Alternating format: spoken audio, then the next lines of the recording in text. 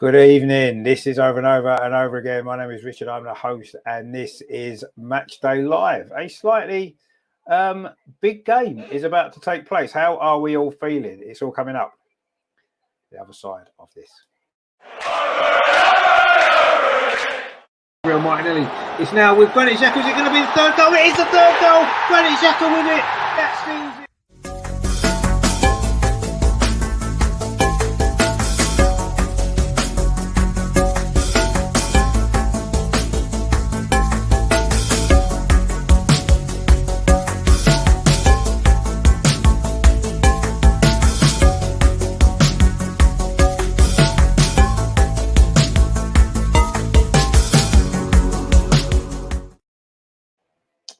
So this is it then. It's not quite Anfield 89, is it? That was a one-off game that will never be repeated. This is a game that happens every season, top versus second.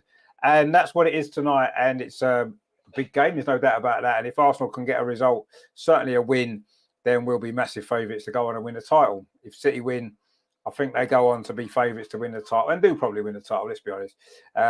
But we shall see. Anyway, this is the team news for this big game tonight. This is how the teams line up there. So for Manchester City in goal, it's Ederson. They're back four. Kyle Walker, Ruben Diaz, John Stones and Manuel Akanji. In midfield, Rodri, Ilkay Gundogan, the captain, and of course Kevin De Bruyne. And up front, Bernardo Silva, Jack Grealish, and some player that no one's ever heard of, Erling Haaland or something. I don't know who he is. He can't be very good. Anyway, that's the Manchester City side. On the bench for them, it's the goalkeeper, Stefan Ortega. It's Aymeric Laporte, Sergio Gomez, Rico Henry, Calvin Phillips, Phil Foden, Cole Palmer, Julian Alvarez, and Riyad Mahrez. For Arsenal then, no changes really that we wasn't expecting. Aaron Ramsdale's in goal. The back four, Ben White, Rob Holding, Gabriel and Alexander Zinchenko. In midfield, Thomas Partey. Granit Xhaka's back from his illness. He replaces Fabio Vieira. And Martin Odegaard, the captain, and the front three, as usual, Bukayo Saka, Gabriel Martinelli, and Gabriel Jesus. On the bench then for Arsenal, goalkeeper Matt Turner, Kieran Tierney, Jacob Kiwior, Emil Smith-Rowe, Jorginho, Fabio Vieira, Reece Nelson, Eddie Nketiah, and Leandro Trossard. So they are your lineups. So what are we thinking? Not unexpected, was it? The Arsenal lineup there, pretty much as we thought it would be. Just Granit Xhaka coming back in for Fabio Vieira, which is what we predicted the other night on the show. Don't think there was much doubt about that, really, was there? As long as Xhaka was fit, that was going to be the only change. There was no way Mikel Arteta was going to mess around with the defence, even though we know Rob Holding isn't up to the level that we need. He wasn't going to change it, was he? And Kieran Tierney definitely wasn't going to play here at Manchester City, was he? So no real surprises in the line. There never is there? Arteta never makes any surprises with anything. And if one team know how to play against us and know how to beat us, it's certainly Pep, isn't it? Because he knows exactly how Mikel Arteta's mind works, doesn't he? I suppose you could say the same the other way around. We got Nathan in the chat. He says, hi, Rich, everyone in the chat. Hey, my friend, hope you're well. Look forward to seeing you tomorrow. Emerson as well. Emerson, he says, hello, big night tonight. I think we can do it. 3-2 Arsenal late winner, very optimistic. Wow, I mean, that is optimistic. On the show the other night, I think it was somebody predicted a 3-2 to Arsenal anyway, which, to be honest with you, right now I would take a draw, 100%. I'll snap your hand off for a draw. You look at their lineup, it's got so much experience of being in these situations with these sort of games, hasn't it? Rodri, Gundogan, De Bruyne, they're three in midfield. Partey, Xhaka, Odegaard. It's quite a good matchup. I think Man City just have the edge there. Obviously, Manchester City's front three, Bernardo Silva, Erling Haaland and Jack Grealish, probably does just about have the edge over us with Bukayo Saka, Gabriel Jesus and Gabriel Martinelli. I think both defences are not necessarily the strongest in the league. Statistically, probably says differently, but I think both defences aren't great. I think they've got weaknesses. So there could be goals. There could well be goals, but we haven't won here since 2015. And are we going to be able to end that run tonight? I don't know. What we are going to learn about Arsenal tonight, though, is we're going to learn a little bit more about this character of this team. And for so long this season, they always produced, didn't they? Whenever we've needed to, we managed to find a result. But in the last few games, the last three games in particular, we haven't managed to. We've looked very, very shaky. We've looked tired. We've looked lacking ideas. And we've looked like we've kind of the pressure of being in this kind of situation, challenging for the title, has got to us. And it does look as though that's been the case, doesn't it, for the last few games? And tonight, there's no room for nerves, is it? There's no room for error.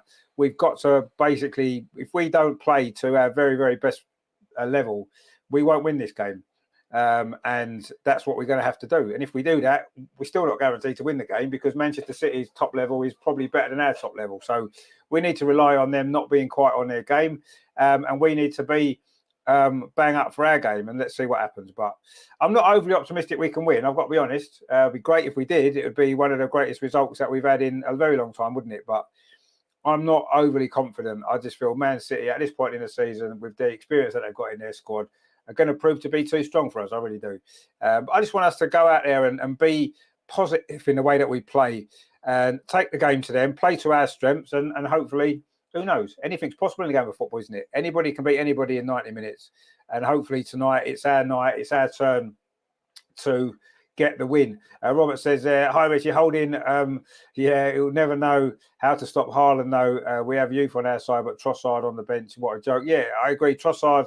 But then again, you see, Saka, Jesus and Martinelli aren't doing bad, are they, I suppose? So who would you leave out of those three? It is a tough one, but we were playing better when Trossard was in the team. I think there's no doubt about that. So that's what I would have gone with personally if it was me.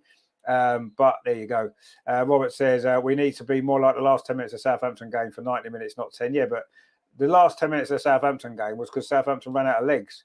So that's the main reason. We have to just play better than we have done for the last 3 games. We've played well for 10 minutes in each of the last 3 games. That's it. The first 10 minutes of Liverpool, the first 10 minutes of West Ham, and then the last 10 minutes of Southampton was better. But we've got to do, you're right, we've got to do it for 90 minutes tonight. We've got to play at our top level for 90 minutes, or we're not winning this game. It's as simple as that. Can we do it? Can we? It's not so much about the players in terms of ability and stuff like that. It's not really even about tactics, I don't think, tonight. It's about character, and it's about belief, and it's about I think it is belief. It's belief that we can come here to Man City and win this game. It's believing that we can do that, and that's what it's about. And I'm not sure whether this team has got that belief. I'm not sure if the manager's got that belief. He talked a lot about the players really want it. Yeah, I'm sure they do. We've been top of the league all season. Of course, they want to win the league. That they might not get. You don't get many opportunities to always do that, do you? But I don't know. I think this is such a mental test. It's not a football match, this, for Arsenal. It's a mental test to see. And if we come through this and win or draw even and play well, then I think that'll be enough to get us over the line in the final few games. Nathan says, if Arsenal lose tonight, do you think that's game over for the title? Yeah, it will be. I mean, we'll still be 2 points clear. They'll have 2 games in hand. And yes, they may well drop points in some games, but they're not going to drop enough points. And to be honest, I think if we lose tonight, I think we've lost a bit of momentum anyway. And I think we'll end up dropping more points anyway, bearing in mind we've got to go to Newcastle. We've got to go to Forest, who are fighting for their lives. We've got Chelsea at home. We've got Brighton at home, who are chasing Europe. So, I think that tonight, we've got to win this tonight, or we certainly can't lose. And if we lose, I think that's it. I don't think we'll win the league. I really don't. Robert says there, no, that's not fully true. It's the lads threw the kitchen sink and attacked. No, we did after we got the second goal. We didn't really until then, did we? Southampton legs went, and that gave us the momentum in the game to go on. Anyway, the teams are coming out. Arsenal in the tunnel, looking rather smart in red tracksuit tops, which is always nice. Better than some of the other coloured ones that we tend to wear. Like to see us in red, because that's our traditional colours, isn't it? Their top's quite similar to mine, actually, which is nice to see. Martin Odegaard, of course, leading the team out as always. Nathan says huge game. It is a huge game. It is a very huge game. Man City now in the tunnel as well, they look a little bit more relaxed. Carl Walker's got his game face on. Mark says there it's going to take 100% concentration from every player, plus every player will have to put in a minimum of 9 out of 10 points. Exactly, that's what I said. Yeah, we have to be at our absolute best, don't we? Or we're not winning this game. Terry says, evening, Richard, and all the Goonies in the chat. Big night tonight. We need to be on the ball and get stuck right into them, or we lose this game. Yeah, exactly. We do. But let's see. I kind of enjoy these games. I enjoy these challenges, because it's what we want as fans. We want to see our team competing in these games, don't we? That's what we want to see. And this is an opportunity for us. I say I'm not overly confident that we can win this game. I've got to be honest. I think Man City are a better team than us.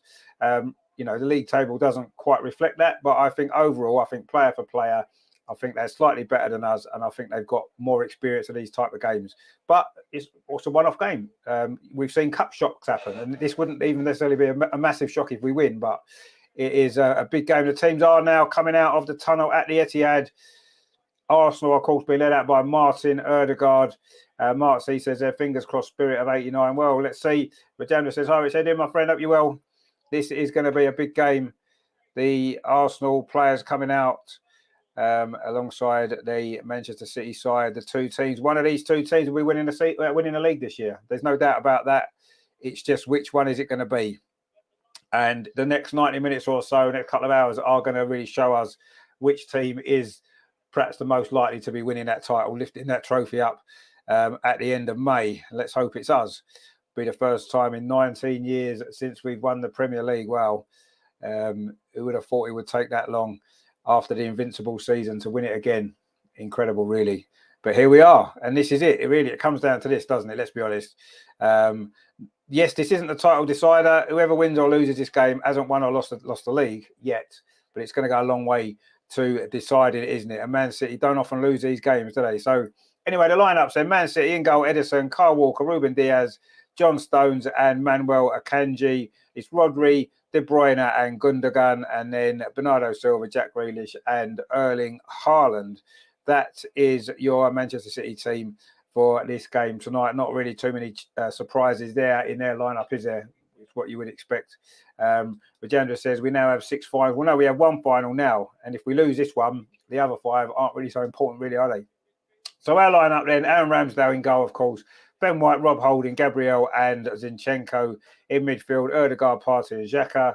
And then the front 3, Saka, Jesus and Martinelli. So that is the Arsenal lineup as we expected it to be. There's never going to be too many changes, was there? Let's be honest, in this game. And Arsenal now are looking. They're saying that Man City are playing like a 3 at the back with Stones in midfield. I'm not sure if they will really do that, will they? Potentially, maybe. But it's going to, obviously, Stones can drop back and make it a back 4 anyway, kind of, alongside Ruben Diaz.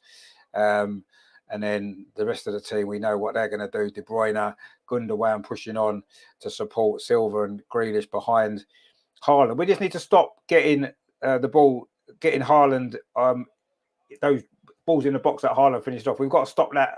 We've got to stop that supply to him, haven't we? Really, because let's face it, if he gets him opportunities, he will score. There's no doubt about that. He's got nearly 50 goals this season, so if he gets those opportunities, he will score. We know that. So that's our job tonight, is to stop that happening, isn't it? Phil's in the chat there, my friend. He says predictable lineup. Yeah, it's always a predictable lineup because Arteta doesn't tend to make too many changes, does he? And let's hope it's not a predictable performance, as in predictable as in the last few seasons here, and predictable as in the last couple of weeks. Arteta and Pep there having a little embrace on the touchline. He said there, was it Pep said they're enemies tonight but friends afterwards? I'm sure that will be the case, but yeah, there's not going to be too many friends for this next 90 minutes. I'm sure Arsenal are doing their little huddle before the game. Granit Xhaka taking control of that, as he always does. He is the captain of this team. He is the leader of this team, isn't he? And we missed him really, really badly the other night against Southampton, didn't we? Man City are doing their huddle as well. Gundogan, their captain, taking control. The referee is Michael Oliver, who's a Geordie, of course. So he doesn't really care who wins this game, does he? Terry says, obviously, I want us to win. If we don't, I want to see Arsenal have a right good go and not play like slaughters to the lamb, 100% needed for 90 minutes. No, exactly, that's what we want to see. It's about, yes, we need a result as well. But yes, it is the performance as well. We need to show that we aren't going to be intimidated by a game like this. That's what we need to show, don't we? And this is an opportunity to do that. So anyway, Arsenal, it's going to be Arsenal to kick off. We will be attacking the goal to our left in this first half, and we are off and underway at the Etihad in this big game. Aaron Ramsdale goes long up that far side at Arsenal's right, as he tends to do. Ben White trying to win the ball. Gabriel Jesus back on familiar territory, of course. We haven't won away at Manchester City since 2015. We've lost our last 7 visits here in all competitions, including, of course, earlier this season in the FA Cup when we lost 1-0. Robaldinho, come on, says Colonel. Yeah, well, let's hope so. We need a big performance from Rob Holding. He's done it before in big games, hasn't he? Do you remember the FA Cup final? The Mertesacker final against Chelsea? Rob Holding had a great game, didn't he? So let's see whether he can produce another big performance in this game. But there's so far very little to happening. Rob Holding has now got the ball, actually, just in front of the Arsenal penalty area. Plays it out to that far side to Ben White. He goes long up that far side. Bukayo Saka's not going to get there. And Ruben Diaz just shuffles the ball back to the goalkeeper. As Jota says there, surely Roberto Maldini. Well, he's almost up there, isn't he, with Roberto Maldini? Anyway, it's just a headed clearance there from Ben White. It's going to be a throw over on that far side, which Akanji takes, playing left back tonight. Of course, Nathan Ake had a great game against us, didn't he, in the FA Cup? I think he must be injured because he's not even in the squad tonight, Nathan Ake for Manchester City. They're just getting a little bit of possession inside their own half. That's going to be the key to this game, isn't it? I think, anyway, Gundogan now turns and runs at that Arsenal defence. It's a good run, actually, by Gundogan. He's found Grealish over on that far side. Grealish plays it into the penalty area. Cross comes in, goes towards the edge of the 6-yard box. Aaron Ramsdale's there. And the first real opportunity of the game goes to Manchester City. But Aaron Ramsdale, Manchester City were claiming a handball, actually, there. Unusual for them, isn't it, to be claiming stuff like that. And Jota says there, hair-wise, maybe. Yeah, exactly. Yeah, he's got the hair, hasn't he? Now he has, of course. Anyway, Arsenal. Oh, it's a bad clearance. Actually goes straight to Gundogan. Plays the ball in to Kevin De Bruyne, just on the edge of the penalty. No, it's not Kevin De Bruyne, sorry. It's Erling Haaland's dropped in to get that ball. And the ball's played out to that far side to Jack Grealish. He's in great form, isn't he, Jack Grealish, for Manchester City in in recent games, hasn't he? He's been great. Jack Grealish had a good season. Anyway, is a goal kick there to Arsenal. 3 minutes played here at the Etihad. Manchester City nil, Arsenal nil. Man City just look as though they're getting on top slightly in these early stages. But Arsenal trying to come forward now on that far side. Bukayo Saka, but he loses out to Akanji. That ball played forward, looking for the run of Erling Haaland. But Rob Holding does well and gets the ball back to Aaron Ramsdale, all in yellow again tonight for Arsenal, looking to put that terrible mistake behind him from the Southampton game. Of course, gifted them that goal, didn't he, very early on in that game? And we never really properly recovered, did we, from that? Arsenal got a throw now on the near side. Zinchenko is going to take it. Another player back on familiar territory, of course. And him and Jesus will definitely be wanting to get something from this game, won't they, against their former club. Everybody does, don't they, when you play against your old team? It's the one game of the season, or the 2 games in the season that you want to win, isn't it? Anyway, Rob Holding now has got a little bit of space to bring the ball forward, which he does do. No, he's not really put under any pressure. Pings it into Bukayo Saka, touches it off to Ben White. It's played forward to Gabriel Martinelli. He plays it into Bukayo Saka inside the area, plays it across the box. Jesus was coming in, but he wasn't going to get there. And in fact, the offside flag was up anyway against Bukayo Saka, I think it was. Anyway, Arsenal back in possession quickly. That ball played forward again. Bukayo Saka would have been offside, so he didn't chase that ball down. It has gone behind for a goal kick. Oh, in fact, Martinelli wasn't offside when that ball was played through. He was onside. And then was Saka offside? Well, Saka's not offside. I'm not quite sure where that offside was from then, because neither Saka or Martinelli were offside in that build-up to that move. But anyway, we didn't score anyway, so it's not going to matter too much. Anyway, Zinchenko, but it doesn't look good, does it, when they're making mistakes like that so early in this game?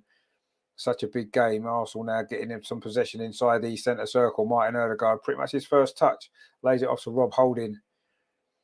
And Odegaard again gets the ball, lays it back to Ben White, and now it's square to Rob Holding. He's had a few touches early in this game, Rob Holding. I think they almost want to maybe give the ball to him. Oh, that's a given away almost there by Jesus, I think it was. That's a long ball again over that far side, looking for Bukayo Saka. That seems to be what our tactics are in these early stages of this game. Get the ball out wide on that right-hand side. And we'll see. Anyway, West Ham 1, Liverpool 1 now at the City, the London Stadium. Gakpo's equalised for Liverpool. That game kicked off, of course, at 7:45. So a little bit ahead of us. We are still 0-0. We only played 5.5 minutes, coming up towards 6 now. John Stones in possession for Manchester City. England defender plays it square to Ruben Diaz, and then it goes back to goalkeeper Ederson. Martin Odegaard chases him down. And this is what Man City want. They're trying to play out from the back, suck us in, and then look long to Erling Haaland, who's done well. Lays the ball off. This is good. Kevin De Bruyne having a run. Kevin De Bruyne has got a chance to shoot a goal. Oh, and he scored. 6 minutes played. We fell into the trap, which we shouldn't fall into the trap because it's a trap that we set ourselves. Man City played it out from the back. We pressed them too high. We left spaces. Kevin De Bruyne got on the end of that ball, took it past 2 Arsenal players and then slotted it in the corner. And Manchester City lead just 6.5 minutes played. That was not the start that we wanted at all. We just fell for their trick, didn't we? They played it out from the back. We got sucked in. And Kevin De Bruyne there. It was good play from the Belgium. A long ball it was. Haaland did really well to hold it up. Really well. And then a nice little layoff. And then it was just about Kevin De Bruyne. Cut inside Gabriel. And from 20 yards? That's a good finish, actually. Curled it past. See Haaland there. Held off Rob Holding. And then laid the ball off. That's old-fashioned centre-forward play. And then Kevin De Bruyne just curled it round Aaron Ramsdale into that bottom corner. That is a very good finish, you have to say. And that is the difference in these teams, maybe. In those big moments, they've got players like that who can do that. And Man City get the early lead, not only in this game, but potentially in this title race as well. And it's Kevin De Bruyne with the goal, who, of course, we've seen him do that against us before. And other teams as well. How do Arsenal respond to this? Or how do we react to this early goal going behind? The last thing we needed, really, we needed to keep ourselves in this game, didn't we, for as long as possible? And to go behind so early, it's a long way back now, isn't it, against this Manchester City team. When they got their tails up, they can kill games in the first 20 minutes. And that's the danger now. That's what we've got to avoid. We've got to keep our heads up, keep going, and get through this difficult period now. And it's going to be a difficult period for the next 5-10 minutes, you feel, because Man City will be sensing blood and they will be looking to try to kill us off. Their movement off the ball is pretty good in it, let's be honest. Jack Grealish over on that far side. Good tackle, actually, by Ben White. The referee could have given a free kick, but he didn't. Thomas Partey now finds that Granit Xhaka's not really been involved yet in this game. And suddenly now Arsenal got an opportunity. Zinchenko coming forward, but the referee's given offside, or the linesman's given offside again, and another Arsenal attack comes to nothing. We've played nearly 9 minutes at the Etihad. Manchester City 1, Arsenal 0. Kevin De Bruyne with the goal. The first shot on target, or the first shot on goal from either side, has resulted in a goal. And that is the quality that Man City have. That's the ruthlessness that Man City have got. And it's a lesson, isn't it? This game, if nothing else, is going to be a lesson for us, isn't it? In what's needed to get to that next level. And that next level is winning a league and going deep into the Champions League, which is what Man City do. Haaland now wrestling with Rob Holding. And Rob Holding just sort of comes out on top slightly, but Arsenal do keep possession as Zinchenko up this near side. Under pressure, gives the ball away almost, but it bounces off a Man City player. It is going to be a goal kick to Arsenal. Haaland is going to be really, really tight onto Rob Holding, isn't he? Those two. Rob Holding's got his arms all over him. And Haaland there managed to turn away for the goal. And that is going to be a key battle. We knew it would be. And so far, it's not looking that good, is it, from our perspective? Rob Holding there, getting easily beaten. Anyway, it's a goal kick to Arsenal. Aaron Ramsdale is going to take it. We have played nearly 10 minutes. Man City 1, Arsenal 0. And Man City in possession again, pinging the ball around. Rob Holding steps in that time ahead of Haaland. And now Thomas Partey inside the centre circle. Plays the ball out to that far side, looking for Bukayo Saka. Nice take on his chest. Wasn't an easy pass, actually, but he did well there. Finds Ben White. But that pass comes to nothing. And Man City gain possession again. And Man City now looking to come forward over on that far side. That's good play from Jack Grealish, actually. That's really good play from Grealish. And then Haaland lays it off to De Bruyne. They got a man over. It goes back to Haaland again, but it wasn't a great ball, actually, luckily enough. And Gabriel was able to sweep that up. And in fact, it's a free kick to Arsenal anyway. Steve says they're already 1-0. It is already 1-0. And every time Manchester City get the ball and come forward, they look particularly dangerous. But we expected them to anyway. But yeah, not the best start for us. But the good news is there's plenty of time. And let's see how we react and how we respond to this, because it's a bigger test now of character than what it already was before the game started, isn't it? It's a really big test of character now. And can we respond? Rob Holding plays that ball forward. And there's not a foul there. There is a foul, actually. It wasn't given at first on Granit Xhaka by Bernardo Silva, but the referee First of all, looked like he'd allowed play to go on, but then changed his mind. Pep's not very happy. Let's have a look and see if that was a foul. Well, he did just catch him, actually, but it looked like Granit Xhaka had already lost possession of the ball, actually. So, yeah, I'd be a little bit annoyed if that was given against us. But anyway, we'll take it because it would have been a big counter-attacking opportunity. Pep waving his arms about over on the touchline there, not very impressed with that decision. But it is a free kick to Arsenal, which we have taken. Rob Holding plays the ball in to Zinchenko, lays it off to Granit Xhaka, pops it down this near side. Gabriel now playing almost as a left-back at this moment, plays it into Zinchenko, very central again. And then plays out to that far side. Thomas Partey moves the ball forward towards halfway. Thomas Partey just over halfway now. Goes past Jack Grealish. Plays out to Ben White over on that far side into Bukayo Saka. Arsenal just looking to get a little bit of possession on the ball and see if we can find a way back into this game. Gabriel now got a little bit of space on this near side. Finds Gabriel Martinelli. He's not really had too many touches of the ball as yet, has he? Gabriel's put under pressure there from Bernardo Silva, but manages to find Rob Holding. Rob Holding plays it into Zinchenko, gets it back again. Rob Holding, very central, midway inside Arsenal's half. Plays a long ball out to that far side, looking for Bukayo Saka, but he can't get it under control. And it's gone out for a throw to Manchester City. It was an easy ball for Saka to deal with, actually. And he had a Kanji right behind him. He couldn't quite get it under control. And it is a throw to City, which Akanji is going to take over on that far side. Manchester City's left. City 1, Arsenal 0. Not the start we needed or wanted, really, but it's about character now, isn't it? There's a long ball played forward. Erling Haaland isn't going to chase this, actually, and it's going to run through to Aaron Ramsdale. And he's going to roll the ball out to Gabriel. Comes forward, the Brazilian, plays it infield to Granit Xhaka, then back to Rob Holding, who's probably had the most touches for Arsenal in this opening spell in this game, actually. Arsenal keep possession now. Gabriel up this near side. Needs a little bit of support, maybe. Plays it back to Gabriel Jesus, who's almost playing as a left back. And he's our centre forward, and we need a goal. Anyway, Rob Holding now plays it back to Jesus on halfway, touches it off to Gabriel on this near touchline. Plays it back in field. Arsenal keeping possession here, but not really making any progress up the pitch.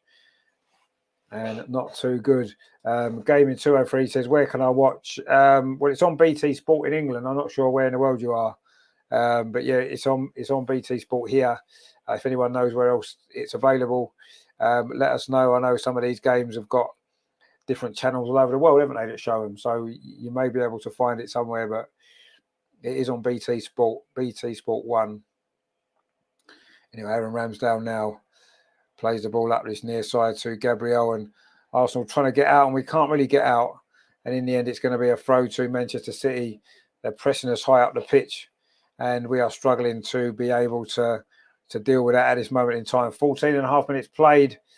Man City 1, Arsenal 0. Kevin De Bruyne's goal after 6 minutes separates the teams, and since the goal, Arsenal haven't really got in the Man City half at all, really. So we're not going to score from here, are we? Kyle Walker now on this near side plays the ball back again to John Stones, and he just plays it off to goalkeeper Ederson. Another Brazilian on the pitch tonight, of course. There's quite a few Brazilians, isn't there, in these two teams tonight. Kyle Walker lays it off to John Stones again. He goes long into midfield. This was how the goal come about, but this time Haaland can't get the ball. And Gabriel, it was this time, gets ahead of him. And it is going to be a throw to Manchester City. Pep with quite a nice jumper, actually, or cardigan, you could say, with a zip. Looks quite smart, doesn't he, Pep, tonight? Anyway, the ball's now with Manchester City over on that far side, coming forward with Akanji. This is a strong run by Akanji into the area. Thomas Partey's across. And it's going to be a free kick to Arsenal. Akanji just got a little bit too excited there. Thomas Partey was quite happy to let that ball roll out of play. Just put his body in the way. And Akanji tried to get round him and couldn't do without fouling Thomas Partey. And it is a free kick to Arsenal. 16 minutes, on the clock. Arsenal need to just settle ourselves down. It's very early in this game. We don't need to worry or panic or worry too much at this moment in time. We just need to keep calm And obviously not concede a second goal is the most important thing at this point in the game, certainly. But we just need to keep calm and try to find a way to get a foothold in this game somehow. Because so far we haven't threatened Manchester City's goal at all. Edison hasn't had a save to make. Well, Ramsdale only had that one shot at his goal and they scored from it. So it's not like they're having loads of chances. But Man City do look in control of the game at this moment in time. And Bernardo Silva's going to pick this ball up. He's got Kyle Walker free on his near side. The England fullback bringing the ball forward. And Kevin De Bruyne, the goal scorer on his near side, lays it off to Bernardo Silva, gets it back. Kevin De Bruyne flicks the ball back into midfield to John Stones, plays it square. And then it goes all the way back to goalkeeper Edison. Man City are quite happy, aren't they, to go backwards? They're not bothered. In fact, that was how they got the goal. They sucked us in, and we fell for the trap. But let's hope we don't fall for it again. That long ball forward is going to be comfortable for Rob Holding. He lays it off to Ben White, and Arsenal now back in possession. Gabriel plays it to Aaron Ramsdale inside the Arsenal penalty area. He's going to go long. Ramsdale, he does go long, deep into the Man City half. Flicked on there by Gabriel Jesus, but it's going to roll straight through into the arms of Edison. Rolls it out quickly to Rodri. Jota says here, hearing your calm reasoning is lessening my worries, but I'm fairly calm myself. Yeah, I've been pretty calm all day, really. I used to get really anxious and nervous before big games, but I can't change how the team perform. It's nothing to do with me. So I just try and just be calm and relax and hopefully enjoy it. That's what it's about, isn't it? It's about trying to enjoy these occasions because we don't get too many of them, do we? Gaming 203 says, do you think Arsenal will win Cup if they lose? No, I don't. I don't think we will if we lose this game, no. But 18 minutes played, so there's plenty of time.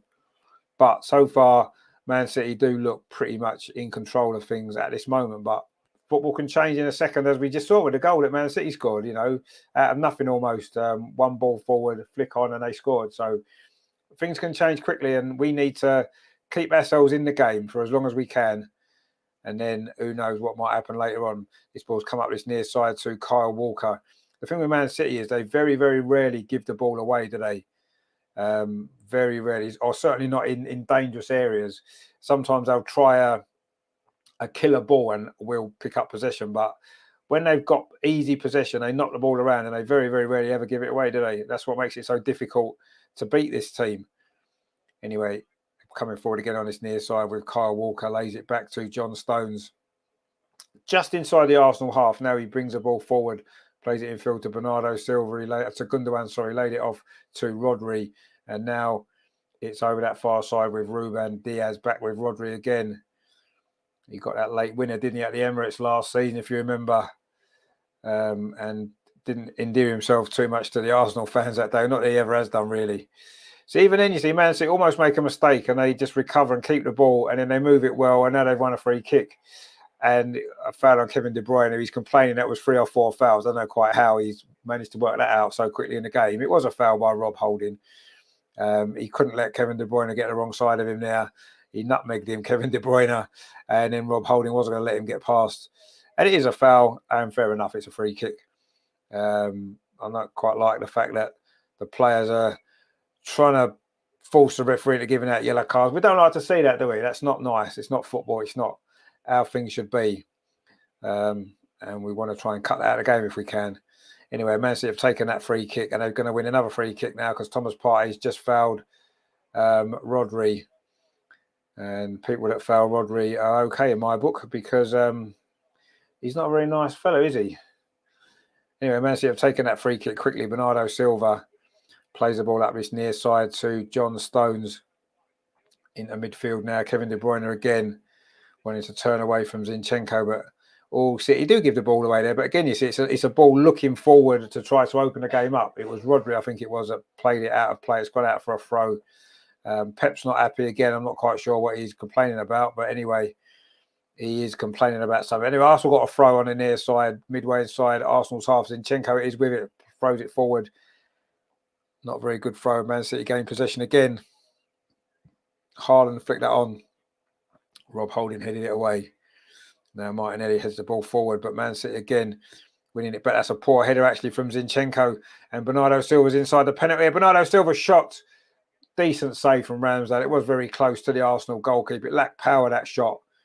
Again, a poor mistake that from Zinchenko, and he's got his arms all over Silva there, and he didn't get a hold of the shot at all. But that was another dangerous moment there.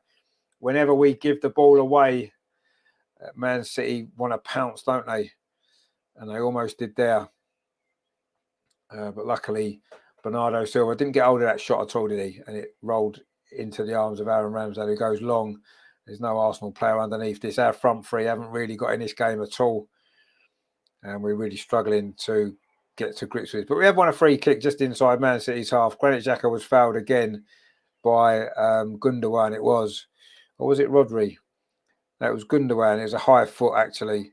And it is a free kick to Arsenal. I say it's just what about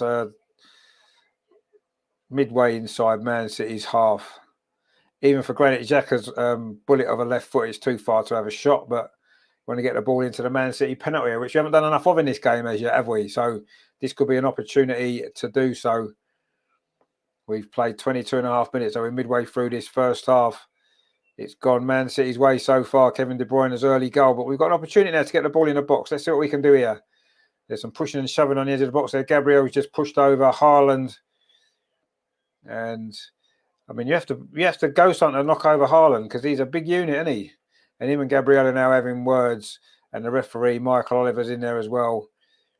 It was a little bit of pushing from both players, actually. And Gabriel did push him in the back and he's pushed him over. And then Jack Grealish got involved anyway. The referee's just had a word with everybody. No further action taken. And this free kick from Granit Xhaka, think towards that far post. It's headed towards goal from Gabriel. It was actually, but harmlessly wide of the post. And yeah, just not quite able there to find the target. They're just showing Kevin De Bruyne's goal again. That is a fantastic finish. But shouldn't be really a surprise, should it, from such a great player? Gabriel Jesus looking frustrated there when the goal went in.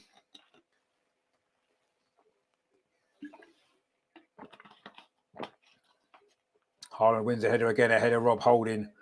But Arsenal picks up possession, actually. Gabriel Jesus plays it out to that far side. Bukayo Saka twisting and turning. And forced back, actually, to Rob Holding again. We've got Mark there, says, good morning from Kiwiland. Good evening from the UK, Rob. I hope you're well. Not been the great start from Arsenal, has it? But as long as we can keep ourselves in it. If it was still 1-0 at half-time, it wouldn't be the end of the world, would it? And then we can maybe go from there. But who knows? We need to see if we can find a goal before half-time. It'd be great, wouldn't it? I'm just not too confident that we will. Anyway, we're coming forward now. Gabriel Jesus over on that far side, turning away from John Stones. Knows all these players very well, doesn't he? Gabriel Jesus. Spent a long time here, didn't he? Martin Odegaard now finds Zinchenko, another player who knows this ground very well. Martinelli on this near side plays it back to Zinchenko again. Twisting and turning, the Ukrainian plays a ball into the penalty area, looking for Granit Xhaka, but he was easily had it taken off him there. And then Rodri's been fouled by Gabriel Martinelli, and it's a free kick to Manchester City. Rodri there, clever, just he could see Gabriel Martinelli coming. He just put his body in the way, knew he would get fouled, and that's what happened. They're just a little bit cleverer than us, aren't they, Man City? And I said before, it's not necessarily about footballing ability games like this, are they? They're often a test of character. And a test of know-how, isn't it, really? And Man City have just got that little bit more than we have on both of those fronts, I think. But so far, you know, we're still in this game, and that's the most important thing, isn't it? We are 1-0 down, but they've not really had too many other chances. But they're going to have a chance now. Again, it's Kevin De Bruyne running through. This is where he scored from. Goes round the outside. It's going to be 2-0. Oh, great tackle that was there. Was it Ben White? That would have been 2-0 if Ben White hadn't got that block in there. Brilliant defending that was, but that was Kevin De Bruyne again causing all the problems there. Again, it's a ball played forward. Haaland it was with a flick through. De Bruyne is in his own half. A good run through. The two centre-backs are far too far apart. It was brilliant play, actually, from Kevin De Bruyne, but Ben White threw himself at that. That was going in from De Bruyne. It was definitely going in. Ramsdale wouldn't have saved it. And it was a great piece of defending from Ben White. That may well have kept us in this game. Mark says, have we had a shot on goal yet? No, we haven't. No, I don't think we've been in a penalty area yet. 25 minutes indeed. It's it's ball 26 and a half now. Jota says, West Ham v Liverpool game sounds lively on the radio. Well, yeah, but we don't care about that, do we? Terry says, yes, but it was against Southampton, Mark. Got a shot on goal. That was our last shot on goal, against Southampton on Friday. And Man City have now had 3 big opportunities in this game. They've scored 1, and they have, as a save from Ramsdale and that great block there from Ben White. If anything, Man City looked more likely, and they're coming forward again. Bernardo Silva on this near side, a little bit of space. Can he get the cross in? Granit Xhaka comes across. De Bruyne whips it in. Edge of the 6-yard box. Good defensive header that was from Thomas Partey, I think it was. Arsenal scrambled it away, but we're rocking a little bit at this moment in time. But suddenly now we've got a chance of a counter-attack with Bukayo Saka over on the far side. This could be where we're dangerous. Bukayo Saka running at Akanji, cuts back inside, but actually it was Jack Grealish defending, took the ball off Bukayo Saka. Those two know each other very well. Good friends, of course, from England, but not too friendly tonight. And that was good defensive play, actually, from Grealish. Took the ball off Saka, and Arsenal just giving it away with Martin Odegaard. And Man City now coming forward themselves again. Kevin De Bruyne inside the centre circle. Haaland's off on a run, and Haaland's in behind Rob Holding. Can he get inside the penalty? He's in the penalty, Haaland. Oh, that's an unbelievable bit of skill from Haaland there. And Aaron Ramsdale makes the save. We are holding on here, holding on. We could be 3 or 4-0 down. Good save from Ramsdale. Haaland, wow, that was an incredible bit of skill inside the box. Took it past 2 defenders, Rob Holding, and I think it was Gabriel. Got his shot away, but a good save. And luckily, Ramsdale managed to push it just far enough away from Kevin De Bruyne, who was looking to get his second goal. But that was almost 2-0 as well. We are certainly rocking at this moment in time. Man City are dominant now and ripping our defence apart. Kevin De Bruyne and Haaland in particular are running us ragged at this moment in time. And we are fortunate not to be 3-0 down. Anyway, John Stones now in possession for City. Plays it to Gundogan. If anything, this has been a lesson for Arsenal. These opening 28 and a half minutes. And it is the masters against the apprentices, isn't it? At this moment in time, there's no doubt about that. We are being absolutely schooled in this game. But it is only 1-0, and things can change, as I said before, quite quickly. So, but to be fair, we have been holding on. Bernardo Silva now on this near side finds Gundogan, plays it back to Ruben Diaz, lays it off to Akanji, and then he goes back to goalkeeper Edison. That was an amazing piece of skill by Haaland, actually. I wouldn't mind seeing a replay of that. How he got through those 2 defenders there, I do not know. Just incredible. How can you stop a player like that? Well, you can't, quite honestly. And in the end, the shot, well saved by Ramsdale, down to his right-hand side, just managed to push it away from the onrushing Kevin De Bruyne. Edison now has got the ball at his feet inside the penalty, and no one really closing him down. He's got loads of time to pick his pass. Goes to Rodri over on that far side. And Ruben Diaz, goes back again to Edison. And no one again closing him down from Arsenal. It's almost like we learned from that first goal. We're not going to be sucked in this time. So Edison's taking his time, and why wouldn't he? He's got the ball at his feet, so he's they can't time him out. He didn't have to hurry, and he wasn't going to hurry. And unless we put him under pressure, he's not going to hurry, is he? Anyway, City now in possession again at the back with Ruben Diaz, and he goes back again to Edison. Is Jesus going to put him under pressure this time? A little bit more pressure from Jesus, but City again just pop it off. John Stones now bringing it forward. He's had a good game, John Stones, actually, so far tonight, and he's brought the ball forward well there. He's found Kyle Walker on this near side. Kyle Walker cuts inside Gabriel Martinelli. Man City thought they was going to get a free kick, but Bernardo Silva picked the ball up anyway. Gundogan finds Kevin De Bruyne. We've played half an hour. Man City 1, Arsenal 0, but it could easily be 2 or 3. Kyle Walker now on this near side, plays the ball back again to Bernardo Silva. This is lovely football from Man City. Keeping possession, 1-touch passing. And now it's back with Diaz. Now he goes square to John Stones. Now it's with Gundogan. I don't know what the possession stats are, but it's going to be 75% Man City at least, isn't it? Haaland there set off on a run, but the ball went back. You can see what they do, Man City. Haaland, he waits till the ball's inside that centre circle, then he makes a run in from sort of out of that left-hand side into the middle. And that time the ball didn't come to him, though. And Man City now get it out to that far side with Jack Grealish. He's been quiet for the last 10 minutes, but that's a good ball forward to Haaland again inside the area. Haaland with a shot on target. Another good save from Ramsdale. It was a tight angle there for Erling Haaland. But it was a shot on target again. He is an amazing footballer. He really is. They've just said Arsenal have had one shot on target. Oh, no, one attempt at goal. Oh, of course, it was that shot that went wide from Gabriel, wasn't it? Man City have had 5. And every time they get the ball anywhere near our penalty area, you do fear the worst. But so far, we've restricted them to that 1 goal, and hopefully we can hang on to this at least till half time, because at the minute, we are looking very, very shaky indeed. And if it isn't for those couple of saves from Aaron Ramsdale, this game would be done and dusted already.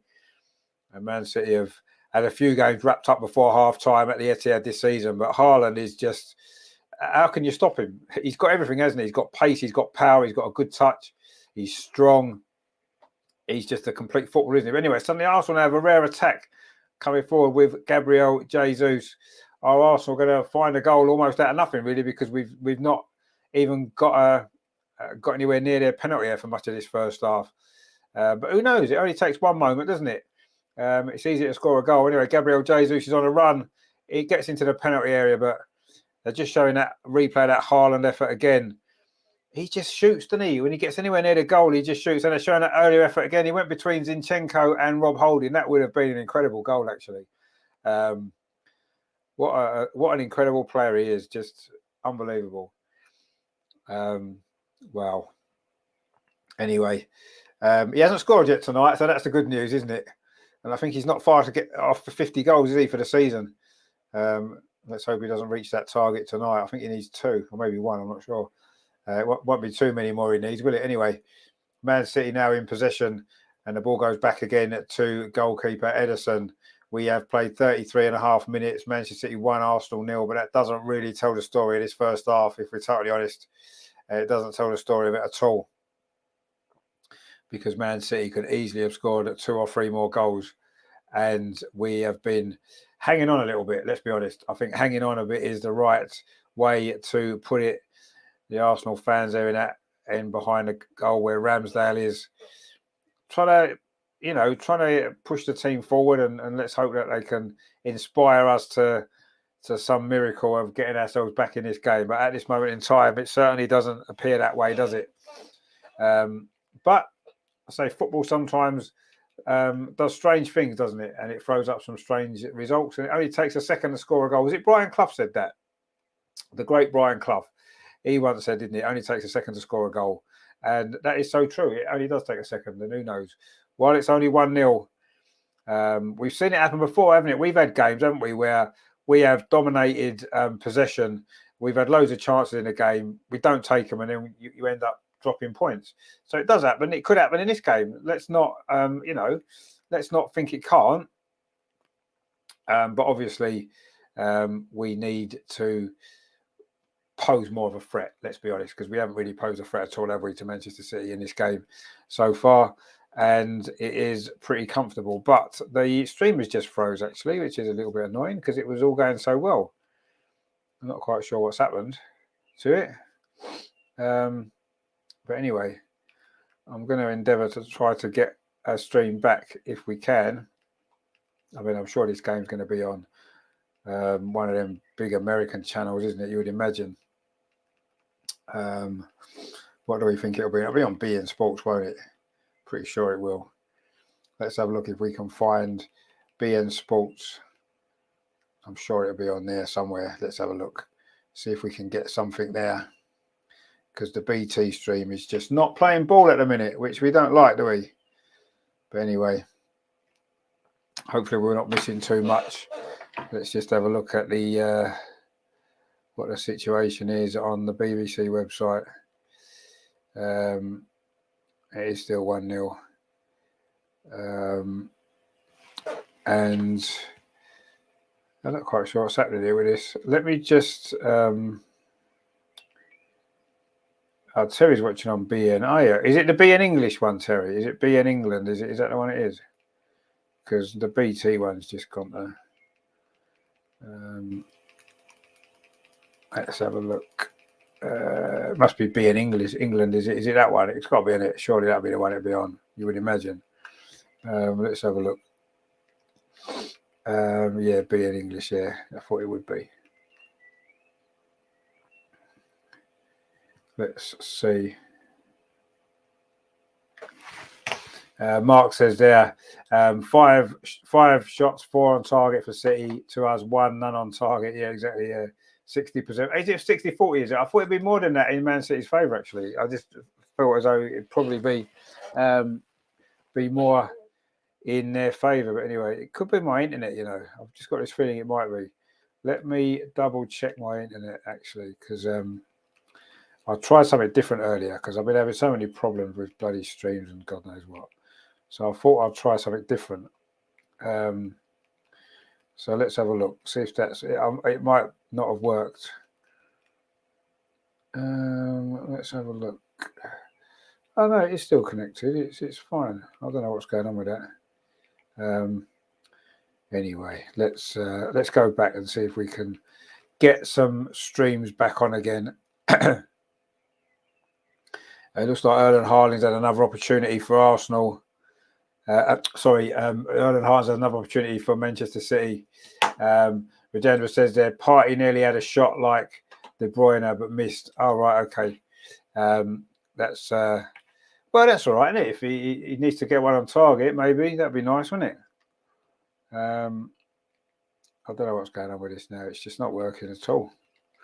I think it's my internet, you know. I need to get new internet.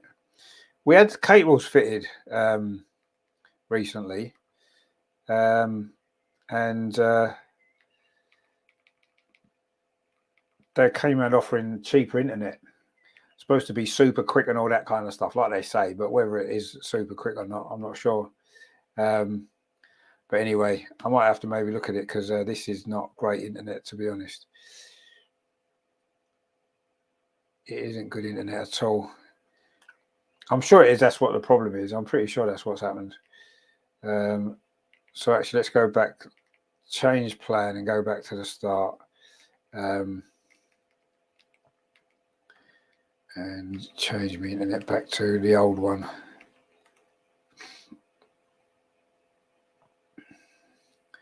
See if this works a bit better. Let's have a look.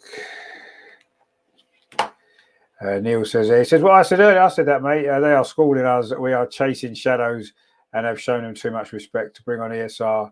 Terry says, good job, Haaland ain't got his shooting boots on. Otherwise, he could break the 60 goals in a season tonight. Well, I don't know about 60 goals in a season, but he's certainly going to get 50, isn't he? Let's be honest. He's definitely going to get 60. 50, sorry. And you may well get 50 tonight if things carry on the way that they have done. But yeah, you're right, Neil. They are schooling us, exactly. What can you do? They're just, these are the games that Man City are built for, aren't they? And unfortunately, we're not quite there, are we? We're not quite at that level yet. But there you go.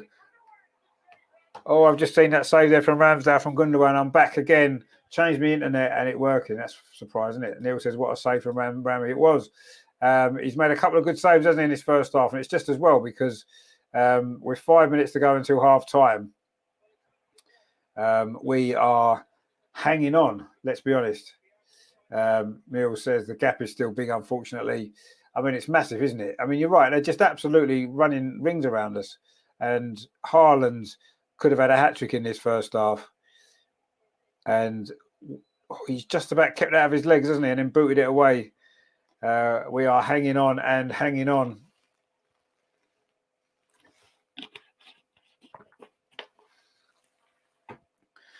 But it's only 1-0. It is only 1-0. And we've seen things happen. A set piece, something like that, we can get a goal. And who knows, it could change the whole game. But let's be honest, we've not looked like getting anywhere near their goal, have we, in this first half? Absolutely nowhere near it. It's been almost like, the under 15s playing against the first team. It's that sort of a game, isn't it? They're just so much bigger, better, stronger, cleverer than we are, and we are chasing shadows. Absolutely right, we are. Neil says this team is in 3 competitions. We are playing like we are in 10. No, but you see, this was the thing, right? And I've said this before when everyone was saying, let's get out of the Europa League, right? It's momentum in the season, isn't it? You keep playing games, you keep winning games, and then you want to keep playing, don't you? It's when your things aren't going well that your shoulders drop. It's a good cross from Zinchenko, actually, and Arsenal won a corner.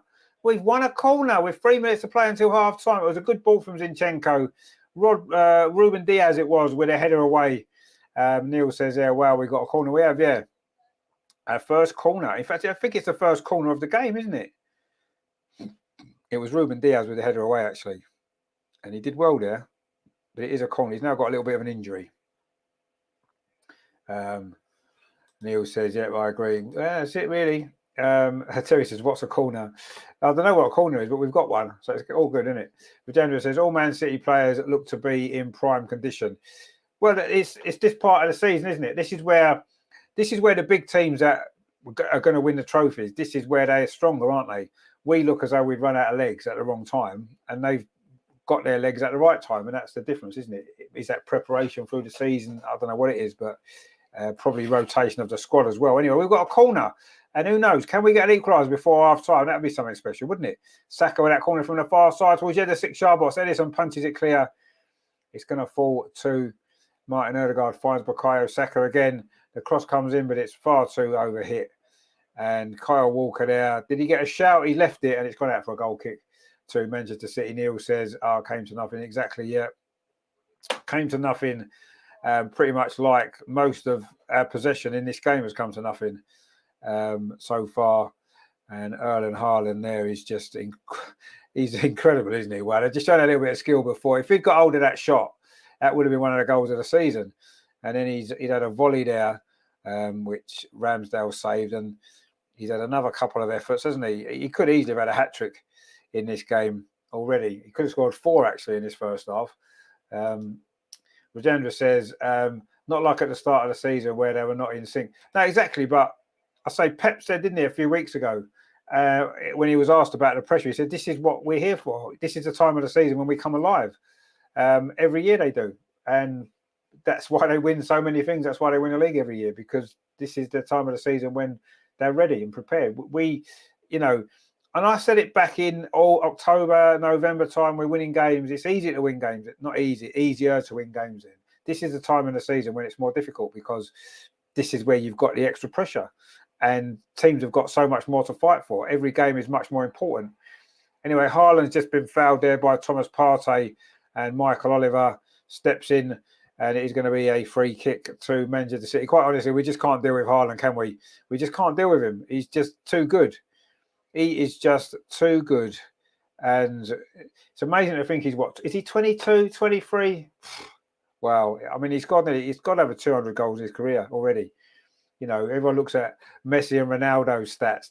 This kid is going to beat them, I would have thought, if he carries on. If he stays clear of injury, he is an unbelievable player.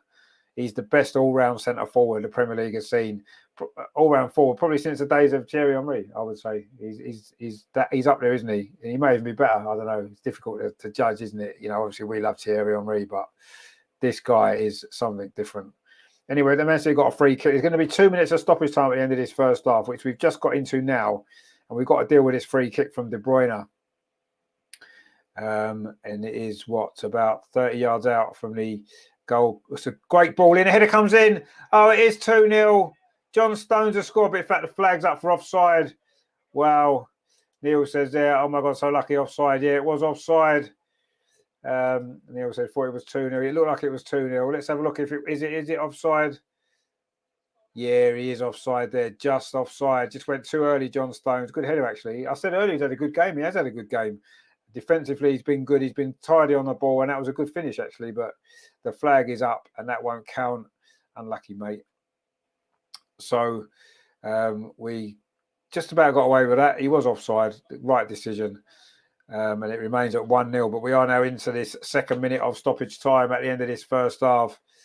And to be fair, 1-0, we're quite lucky, aren't we? We are quite lucky that that's the score. Anyway, there's a VAR check now for this goal. And there's a foot there. I don't know who that is. Is that Ben White on that far side? I mean, that's not the straight line picture, though, is it? Come on. Put the picture more around to the side. That's not actually a straight line, is it? From that angle, it looks like he's onside. This goal might stand, you know. It might well stand. I'm not sure. I don't know how they. I don't even know how they judge these offsides these days. But I've got a feeling that might actually count this goal. Just got a feeling it might. Yeah, it's onside. It's onside. It is 2-0. Ben White playing him onside. And the goal's going to count. Wow, it is 2-0. And that pretty much finishes this game before half-time. John Stones doesn't know yet, does he? He's just scored. He doesn't know because he's not celebrating. Oh, he does now. And now he celebrates. It is 2-0. It's John Stones with the goal. Neil says 2-0. Rajendra says Haaland is brilliant. Well, that's an understatement. He's more than brilliant, isn't he? He's one of the best players I've ever seen. Nathan says there White might be playing him on. Yeah, White did play him on just. Steve says as Arsenal made a tackle, we haven't laid a glove on them. We haven't laid a glove on them. Absolutely not. Got nowhere near them. Neil says dear oh dear. Yeah. I mean, it's very tight, isn't it? I mean, it is onside when you look at it, but I don't know. Wow. I mean, it was a good header, but not great defending. And it is 2-0 to Man City. And I think that is this game done. There's been a lot of comebacks from 2-0 down, hasn't there, in our games recently? In our favour and against us. But got to be honest, I can't see us coming back from 2-0 down in this game against this Man City side. But anyway, Saka's now getting involved over on that far side with Ruben Diaz. Ben White's gone down, and this first half is ending in a little bit of handbags over on that far side in the far corner. All the players seem to be getting involved, or a lot of them do. I'm not quite sure what happened. Ben White went down, and it was Ruben Diaz involved. I'm not really sure what happened there, actually. We'll probably see a replay of it. The referee's got a yellow card in his hand, so somebody's getting a yellow card. Probably Ruben Diaz, you would imagine. They were both going down for the ball there. Ben White tried to go around him, and Ben White maybe pushed him over. I'm not quite sure how Ben White went down there, actually. I mean, Ben White fouled him, pushed him into the corner flag, and then kicked him a couple of times. Oh, he did kick the back of his leg, actually, Ruben Diaz. He may be a little bit fortunate there, actually, not to get a red card. He kicked out at him there. I don't know whether VAR are going to want to get involved. If he books him, the referee is booking him. I mean, it was a foul by Ben White initially. And Ruben Diaz did kick out at him. And he caught the back of his leg. Nathan says, I was going to ask, how do you try and get a grip on a game at half time? I cannot see a way back now after that second goal. No, I can't either. It's just, I mean, I don't know. As a manager, what would you say? What would you say at half time? What can you say at half time in a game like this when you've been absolutely, when you've been bossed in a way that we have done? What can you possibly say at half time to the team to lift them? We haven't laid a glove on them. We haven't laid a glove on them. And this was the one thing we didn't want to happen. It's half time actually now. Ended up 50 minutes at half, even though there was only supposed to be 2. It was in that stoppage time that John Stones' goal has stood, a header from a free kick from De Bruyne, and it is 2-0. Haaland could have scored 4, and we look like little boys that are lost in a playground. I don't know what we're doing, and something is going to have to change massively in the second half, or we have lost this game and quite probably the title as well. Mark says, how important is goal difference? Do we fight or as second half defend, or does goal difference not matter? Well, I mean, goal difference potentially could matter, but I don't think it will. If Man City win this game, they'll be 2 points behind us with 2 games in hand. Goal difference isn't going to matter. the way that we're playing at the minute, we're not gonna be able to get back into this. Neil says, so sad. Well, it's inevitable. I think it's inevitable, unfortunately, and I'm not surprised. Neil says, anyway, we'll take care. I might jump on later. Okay, mate. Yeah, take it easy. Enjoy the second half if you can. It's gonna be a tough watch, the second half, I think, personally. This process is over, lads. Try and keep it under 10-0. I mean, I've never ever liked the word process, because to me, in sport and in football in particular, it's an ongoing thing, isn't it? With football, it's you're evolving all the time, aren't you? You've got to evolve your team. You've got to keep evolving. So you can't say put in place and say, well, we're going to have a 5-year process or a 3-year process, whatever it is, because you've got to keep evolving all the time. There shouldn't be there's no time limit on these things. You just try and improve as quickly as you can, so that you can make progress as a club as quickly as you can. And and that's all it is. And that's every club's doing the same, aren't they? Every club is looking to improve and become better. And that's what we've got. That's what we've been doing, and we have got better. There's no doubt. You look where we were 2 years ago to where we are now. Yes, we've got better, but now's the time. I say this is where we need to stand up and be counted. And I'm still sticking by it, and I've said it for a long time. I've said it all, certainly in the last few weeks, probably since we've returned after the World Cup, because that's when it's really mattered. When the position that we were in, the points that we were getting, how far clear we were. It will be a failure not to win the league from the position that we've been in. It will. And I don't care what anybody says. And that's not being negative. That's not anything else. It's just a fact. We were in a position where it was in our hands, massively in our hands. And people say, oh, well, look at a great time, Man City. Oh, yeah, they were a great side, but it was still in our hands. We've thrown away points. We've gifted the title away. We've thrown it away. Anyway, Rajendra says there, the VAR picture was stopped before the ball was kicked, as when we saw the kick of the ball forward, he was clearly offside. Well, I don't know. It looks offside initially, but I don't know. VAR's there to sort it out, and they've given a goal, and there's nothing we can do. To be fair, we would have been lucky to have only been 1-0 down at half-time. We're maybe slightly fortunate it's only 2-0 when you look at the game. The chances they've had, we could easily be 4 or 5 down already, couldn't we? So let's not look at the VAR and say, well, that could cost us the game. No. Man City have been a million times better than we have in that first half. And we need something massively, massively different in that second half to have any chance of even getting a goal, let alone trying to get back into it. Herman's in the chat. Herman, he says, hello, Richard, a bit late to the battle. Well, I think our team were a bit late to the battle as well, mate. They haven't turned up yet either, so don't worry about that. You haven't missed much. John said, I know we don't care about home sides and relegation scraps, but Chelsea are 1-0 down at home to Brentford. Yeah, I did see that, yeah. But you know what's going to happen, don't you? Chelsea will get a new manager in before we play them on Tuesday, and they'll get that new manager bounce, and we'll lose or draw. But not that it's going to matter anyway, because after tonight, it's totally out of our hands, the league, isn't it? And that's unfortunately the way it's going to be. That's the way it's going. And yeah, I think that's we need to. I don't know. It's going to be a big summer, isn't it, for the club? I think, because we're not a million miles away from where we want to be, which is challenging, winning trophies. We're in the Champions League next season. I think it's a big summer for Arsenal, isn't it? We need to buy 4 or 5 big players, don't we, that can come in, boost the squad. When you look at the benches tonight, look at the players Man City have got on their bench, look at what we've got on our bench, and you can see where the issues are, what needs to be improved. I mean, just look at the 11 on the pitch, the starting 11 for a start off. So it's a big summer for Arsenal, isn't it? And if we do the summer right, if we get the right players in, then there's no reason why we can't put ourselves back in a good position next season to be challenging again. But my worry is that this season was our chance, because too many of the normal challenges, if you like, have been off the pace, haven't they? Man United have slowly started to improve under their new manager, so you'd imagine they're going to be better next season.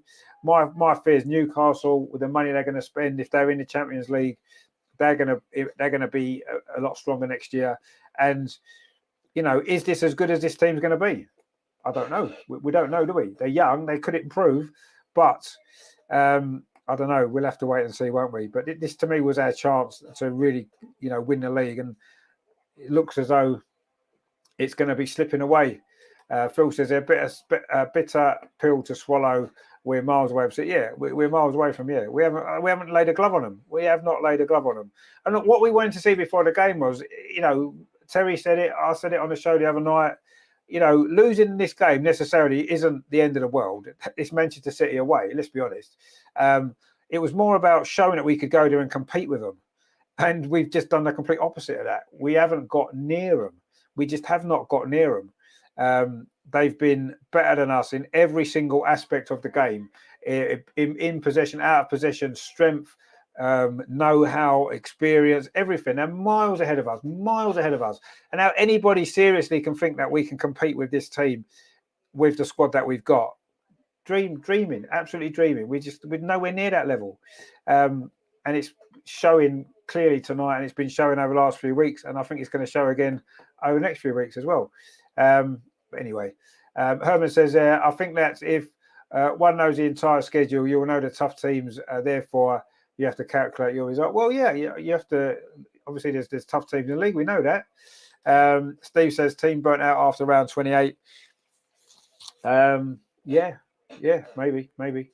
Mark says our next game v Chelsea. Commentate for us during half time. Well, Chelsea's going to be tough, isn't it?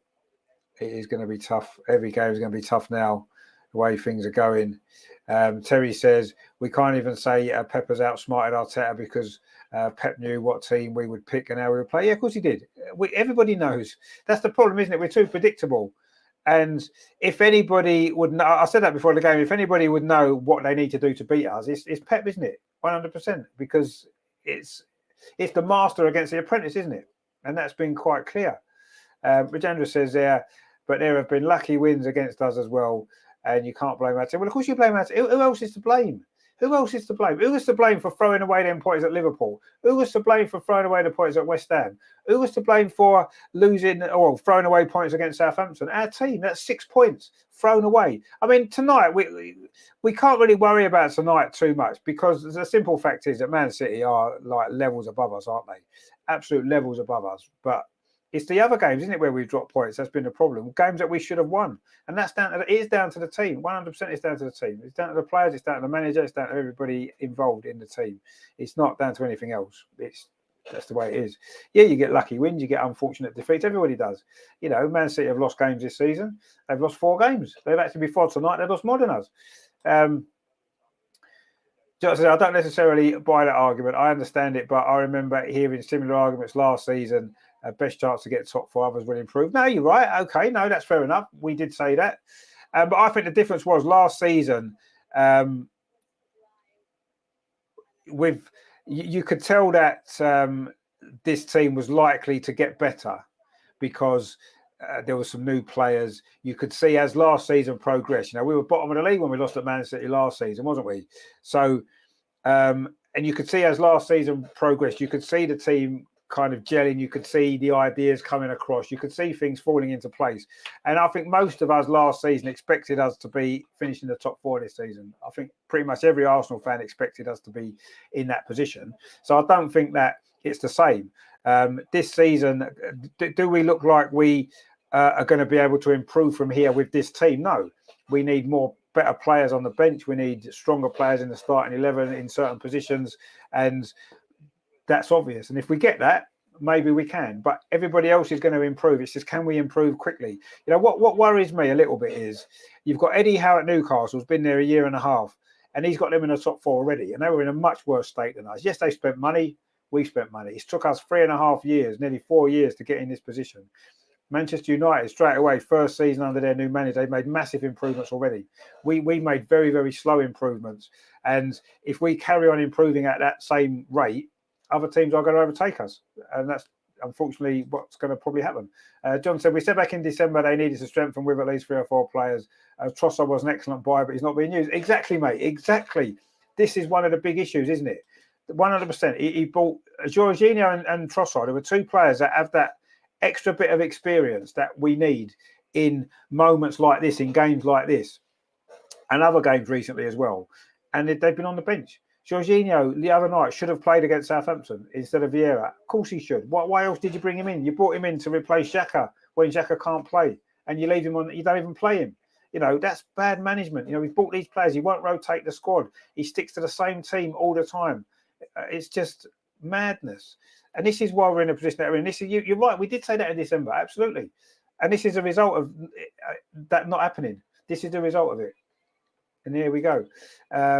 Terry says the team may improve with age, but Arteta hasn't. We play one way and one way only. Yeah, we do. We're too predictable. As I say, there's not enough. I believe it's a lack of trust in the squad in general. Otherwise, you would rotate your team more, wouldn't you? That's what you would do. You got to think, well, yes, at the moment, Tomiyasu's injured. But when Tomiyasu was fit, he very rarely gave him a game ahead of Ben White, did he? Hardly ever. He never played him. He played him 1 or 2 games, and that was it. He didn't rotate then, did he? And now he's got Zinchenko and Tierney. Tierney's on the bench every week. He doesn't rotate. Why doesn't he rotate? Is Kieran Tierney not good enough? What's he doing on the bench if he's not good enough? Emil Smith-Rowe, we've mentioned Emil Smith-Rowe, not getting minutes. You know what I mean? Because he won't rotate it. You could leave out Ødegaard a few times. You could leave out Thomas Partey in certain games or rotate them. You could leave out any of that front three really and rotate with Smith-Rowe, with Trossard, and he doesn't. So what's the point next season of us buying? We could buy 6 players in the summer for the squad. They'll all be sitting on the bench, and he'll pick this same 11. Because that's what he's doing. That's what he's done. There's no excuse. Before Christmas, there was a bit of an excuse because we didn't really have any other players, did we? We saw the state of the bench in some of them games before Christmas. We had to play the same 11. It did well. But then in January, we strengthened the squad. We brought some players in, and he's not using them. Is that going to happen again in the summer? The only 2 players he's using that he's bought are Jesus and Zinchenko because they're his Man City buddies. Honestly. Jota says West Ham 2, Liverpool 1. Really? Wow. The 2 teams that we couldn't beat, aren't they? John says Man City are light years ahead. They have 2.5 first teamers at that club. Well, yeah, they do. Yeah, but, you know, that's what we've got to aspire to. Herman says can it also be that we have to find the right talent? Well, of course we have to find the right talent, yeah. But it's like... I think because Arteta is got this certain way to play. If you look at the players that's come in and out of the club in the last couple of years, 2 or 3 years, right? Some players Arteta's bought and they wasn't able to adjust and adapt to the system. Kieran Tierney is a typical example, isn't he? Kieran Tierney, the left back that Arteta wants is a left back like Zinchenko who's going to play in midfield, drop into midfield when we've got the ball, and then the others shuffle across. And when Kieran Tierney's played, he's been trying to do that because he's been working on it, but it's not his natural game, and he's never going to be as good at doing it, is he? Can you find another player? Can you find another player that can do can play that role that Zinchenko does? I'm not sure if are there any players out that can do it. You've got a centre forward in Jesus who earlier in that first half he was dropping it. He was playing in the left back position. That's what he wanted Aubameyang to do. Aubameyang said, "No, I want to be in a penalty area to score goals," but that's not what he wants. You can imagine it now. If we were to buy Haaland, not that we would. If we were to buy Haaland, he'd be expecting, look where Haaland is on that pitch. He doesn't go in Arsenal's half hardly ever, apart from when it's a set piece, because he's a big lad, he can head the ball away. He doesn't come into our half. Just leave him up there. And then he comes alive. Jesus he spent more time in our half than the other team's half. And he does that a lot, because that's what Arteta wants from his centre forward. So that's the problem. The problem isn't necessarily the players. The problem is the lack of flexibility, and the fact that when we get new players in, they need to be able to play that way, and a lot of players won't be able to do it, because we've seen a lot of great players haven't been able to do it, so he's just got rid of them or left them out of the team, or they're sitting on the bench. That's the way it is. We've got to find the right talent, but they've got to be the right sort of players, haven't they? Jota says scrap that offside. Yeah. John says don't forget losing to Everton. Yeah, losing to Everton. Another one. Yeah, losing to Everton. Whose fault was that? That was our fault. Regina says, so you are saying Man City should be ahead 7-0, but they are to blame as they were. No, they've had chances that they haven't taken. They could be 4-0 up, 5-0 up, couldn't they? With the chances that they've had. They've missed those chances. It's 2-0. They're in control of the game. If we were to come back and get a draw in this game or more, then Man City will regret missing all those chances, wouldn't they? They've been in such control of this game. If they don't win this game, that's down to them, because they should be out of sight, and they're not. And that would be down to them, absolutely. But, you know, it is only 2-0, and who knows? The teams are back out, by the way, for the second half. Herman says, you're right on, Richard. We threw away all of our chances. Yeah, we have thrown away them all. Herman says, also, City's core top players have been with the club for a long time. Yeah, they have, exactly, and that helps. Of course it does. Vijendra says, Saka taken off and Trossard put on. We made that sub, have we, at half time? Or is that what you want to happen? I haven't seen it. I didn't see. No, Saka's still on. That's not good. Man City coming forward again, looking for a third goal at the start of the second half. Oh, a missed kick there from Kevin De Bruyne inside the area. Wow, that's unusual, isn't it? A missed kick from De Bruyne. He was going to try a volley there. He just missed time that one, actually, which was quite lucky. John says there, next season, you'll have a stronger Aston Villa. Newcastle will splash out. Liverpool, Chelsea, Man United, not that far. But exactly, that's what I'm saying. This is what I'm saying. All those teams haven't been the strongest. So yes, we might be better as well, but are we going to get as much better as what the teams around us? Jota says, to be fair, I think Jorginho was brought in for Partey cover. Yeah, but Partey and Xhaka in that midfield area, either one of those two can't play. Jorginho's your man, isn't he? And look what happened against Southampton. What's Jorginho done? Do you know what I mean? To not be picked. Regenda says, Tommy was not 100% and that's why he's now injured. Yeah, but he was fit before he got injured, wasn't he? Yeah, he played when he wasn't fit, I agree. But he was fit before and he never got picked. So, of course, he's going to get injured when he plays because he's not used to playing, is he? You need rhythm in your game. Otherwise, you do get a lot of muscle injuries and stuff like that. You've got to be playing regular. Jota says, ESR, I don't get hearing. There may be something behind the scenes going on there. Well, you'd imagine there has to be something going on because how can a player who, for last season and bits of the season before, was out pretty much one of our best players? How has that happened? How is he not even getting on the pitch? I don't know. I really don't know. John says, you're 100% correct. He doesn't trust us. It appears that way. It does appear that way. John says Moyes in. I don't know about Moyes. That'd be funny, wouldn't it? Vijendra says, well, Rich, you need to add it for the manager. Oh, no, I definitely wouldn't want the manager's job at Arsenal. Absolutely no apply. No. I wouldn't want to manage. Maybe another club, not at Arsenal. There'd be too much pressure. And we've had a shot on target, by the way. Granit Xhaka just had a shot on target, guys. Straight at Edison, but it's a shot on target. 47 minutes played. So it's not all doom and gloom. And now Gundogan's coming forward for Man City, but Gabriel's there. He wanted Ramsdale to come out for that. Ramsdale didn't want to come out for that, and now the two are having words with each other. And Martin Odegaard just keeps that ball in. Terry says, we need an out-and-out goal scorer that gets at least 20-plus goals a season. But we've known this for 3 seasons. Yeah, well, we had a goal scorer who got 30 goals a season, and Arteta had him playing at left back during games and playing him out stuck away on the wing, so he weren't going to score. We had a 30-goal striker, a great 30-goal striker. Anyway, Man City coming forward again with Bernardo Silva on the edge of the Arsenal penalty. Tried to thread it through. Good defending actually by Granit Xhaka there. Well, obviously you're a better manager than him. Well, I don't know. I've not done the job, have I? So I'm probably not. I've not got the experience of being a football manager, but we're all allowed to give an opinion. That's what we're here for. You know, we watch the team, we can give an opinion on it. I would pick different teams, different tactics, but that's me. I don't get paid all the money he gets paid to do the job. So it's easy for me to sit here and say it. It's easy for all of us. General says Haaland is big, so you can kick a high ball. So, well, yeah, of course you can. But we haven't bought players like that, have we? There's plenty of players out there. Obviously, there's only one Haaland, but there's big strikers that are big lads that you can hit a ball to. But we don't play like that, do we? And we wouldn't play like that. We wouldn't buy a player like that. You know, Man City have won a corner. We've managed to deal with it just about inside the area again. The ball's still inside the box. We have managed to scramble it away now with Thomas Partey. Comes out to Saka. That's a good ball towards Martinelli. Martinelli's not had a kick tonight, has he? I would take him off and get Trossard on myself.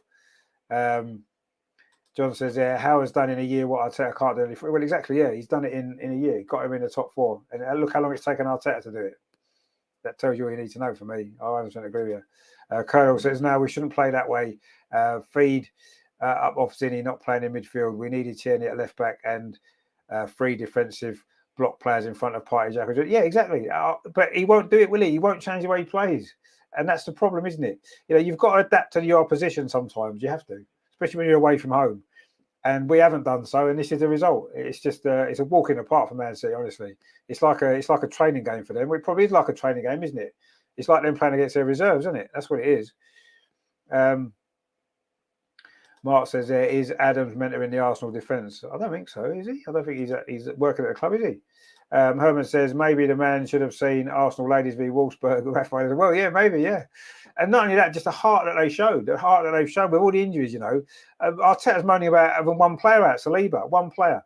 The women have got what, half their team, all their best players are out. Not all their best players, but the elite players. 4 of their elite players are out, and they're still getting results in the semi-final of the Champions League. Mark says, and Gardner captain when he needs to, doesn't he? I mean, Xhaka's a captain anyway. Steve says, play a few of the girls more fight. Well, yeah, maybe that's not a bad idea. Maybe that's what we should do. Colonel says, we shouldn't have 3 creative players playing in a game like this. You play defensively solid in big away games and nick them. We have been pissed. Well, no, exactly. See, you don't need to have a degree in football management or all these UEFA badges to know what Colonel's just said there. That's exactly right. You've got to adapt to the game you're playing. It's no good just saying, well, this is the way we play. We're going to play like that regardless. No, you go away from home to these tough games and you be more defensively solid. Exactly right. You build from the back. And if they can't score against us, we don't lose the game. And if we can nick one, we win the game. And that used to be George Graham's tactics, didn't it? I mean, we had some pretty average teams under George Graham, but we managed to win big trophies and we managed to win big games because he knew how to tactically set the team up for individual games. That's how we won the Cup Winners' Cup in Europe, because he adapted his game to suit the opposition. And that's what great managers do. Steve says there, we're all great managers. Of course we are. We've never been sacked, have we, as manager of a football club? None of us. So we're the best managers there are. So they should listen to us because we've never been sacked. John says, Arteta appears to not want ESR or Tierney at the club. Zinchenko is not a left-back, wing-back. He's a midfielder. Exactly. And that's why when Xhaka was out, put Zinchenko there then and Tierney at left-back, because that's where Zinchenko plays anyway. Left-footed, it'd be ideal. But he won't do it, will he? Anyway, Zinchenko's coming forward now on that far side. Can he get a cross in? No, he can't, because he's just been absolutely bullied by Kyle Walker. And there you go. He tried to go past him. Kyle Walker's just not having none of it. Look. See, it's men against boys. It's men against boys. And that is the way it is. And Arteta and Albert there having a little chat on the side. And there's nothing you can do, mate. There is nothing you can do, because these are the players that we've got. And even when you look on the bench, you know, you've got Nelson, you've got Trossard, we've got Jorginho, Smith Rowe. Are any of them going to come on, Kieran Tierney? Are any of them going to come on and make any difference in this game? No, absolutely not. Herman says, is Smith Rowe on the bench? He is. Now Haaland's got a clean run through and goal. This may well be 3-0. Oh, good save from Ramsdale, actually. He's been on a one-man mission to stop Haaland scoring tonight, hasn't he? Another good save from Ramsdale, but that's another chance gone begging. Another shot for Man City blocked, that time by Rob Holding. Haaland there, though, clean through on goal. Should really have scored, let's be honest. He should have done. But it was a decent save. Regenda says there, we tried, but he went to Juve. Who went to Juve? I'm not sure. Anyway, Terry says, does Real Madrid still want Arteta? No, I wouldn't have thought so. Jota says, we've never been sacked as managers. Spoken like a man who has never played Football Manager. No, I've never. I don't play computer games. No, I would have probably been sacked on it if I had done. But no. Anyway, Man City coming forward again with Haaland. He's got De Bruyne in space. He finds De Bruyne in the box. Is this going to be 3-0? It is 3-0. This is it. Game over. Man City's title. Good night, Vienna. We are just not good enough. And that is that. We're lucky it's only 3-0, to be honest. And that is the difference there, not only in quality, in mentality, in tactics, in everything. We have just been given an absolute lesson. Terry says, I bet Melvin had more than his halftime biscuit after watching this. He had that JD and Coke, whatever it was you said yesterday. That's what he definitely had. Herman says, stubbornness equals stupidity. Well, what do they say? Doing the same thing over and over again, expecting different results is the definition of madness, isn't it? And there you go. We give the ball away there. Was that Zinchenko give it? Oh, it was Odegaard. No, it was Zinchenko. Oh, it was Odegaard that gave the ball away, yeah. Odegaard, captain, fantastic. Gave the ball away to Erling Haaland, and then Kevin De Bruyne just rolled it in through Rob Holding's legs and into the corner. Erling Haaland may not have scored tonight, but he's set up that goal there, and he's been a constant threat, hasn't he? You can't take your eyes off him for a second, and De Bruyne just rolled that in. That's his second of the night, and that is that. Steve says there's 6:16 a.m. for this rubbish, no fight at all. I feel sorry for you, mate, but credit to you for getting out and watching it. I would have gone back to bed at halftime if I was you, but Thanks for staying with us.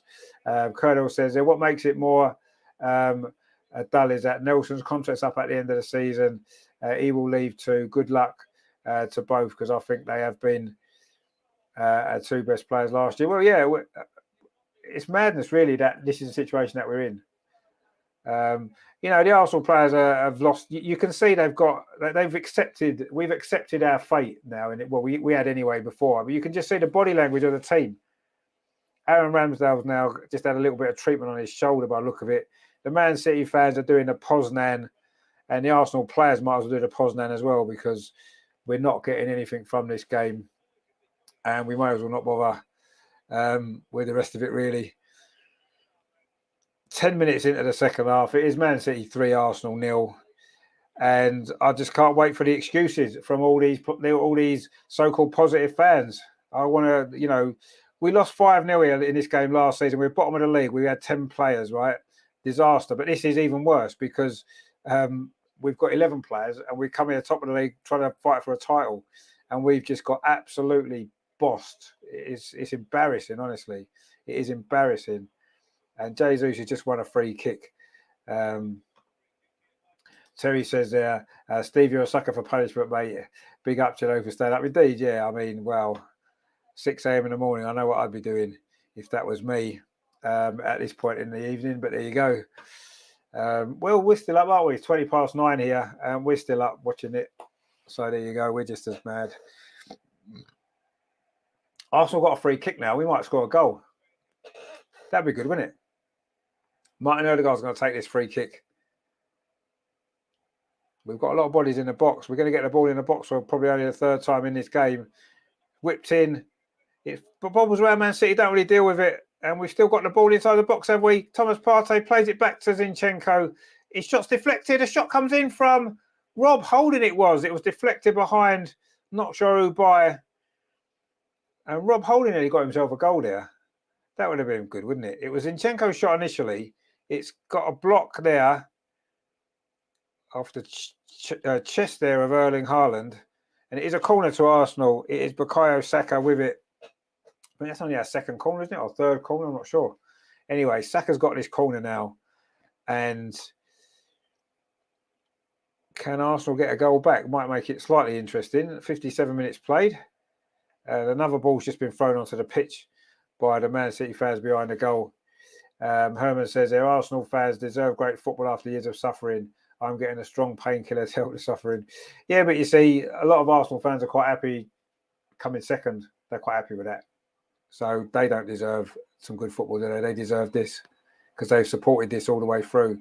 They've supported this process and won't have a word said against it. And they'll be happy that we finished second. They'll be quite happy. Oh, yeah, we finished second. That's better than last year. We came 5th last year. And all this overachieving, right? We had to finish in the top 4 this season. That was the aim. And the top 4 is what we've done. So we haven't overachieved. We've reached our goal. And coming second or third or fourth absolutely makes no difference, does it? It's exactly the same. The prize is the same.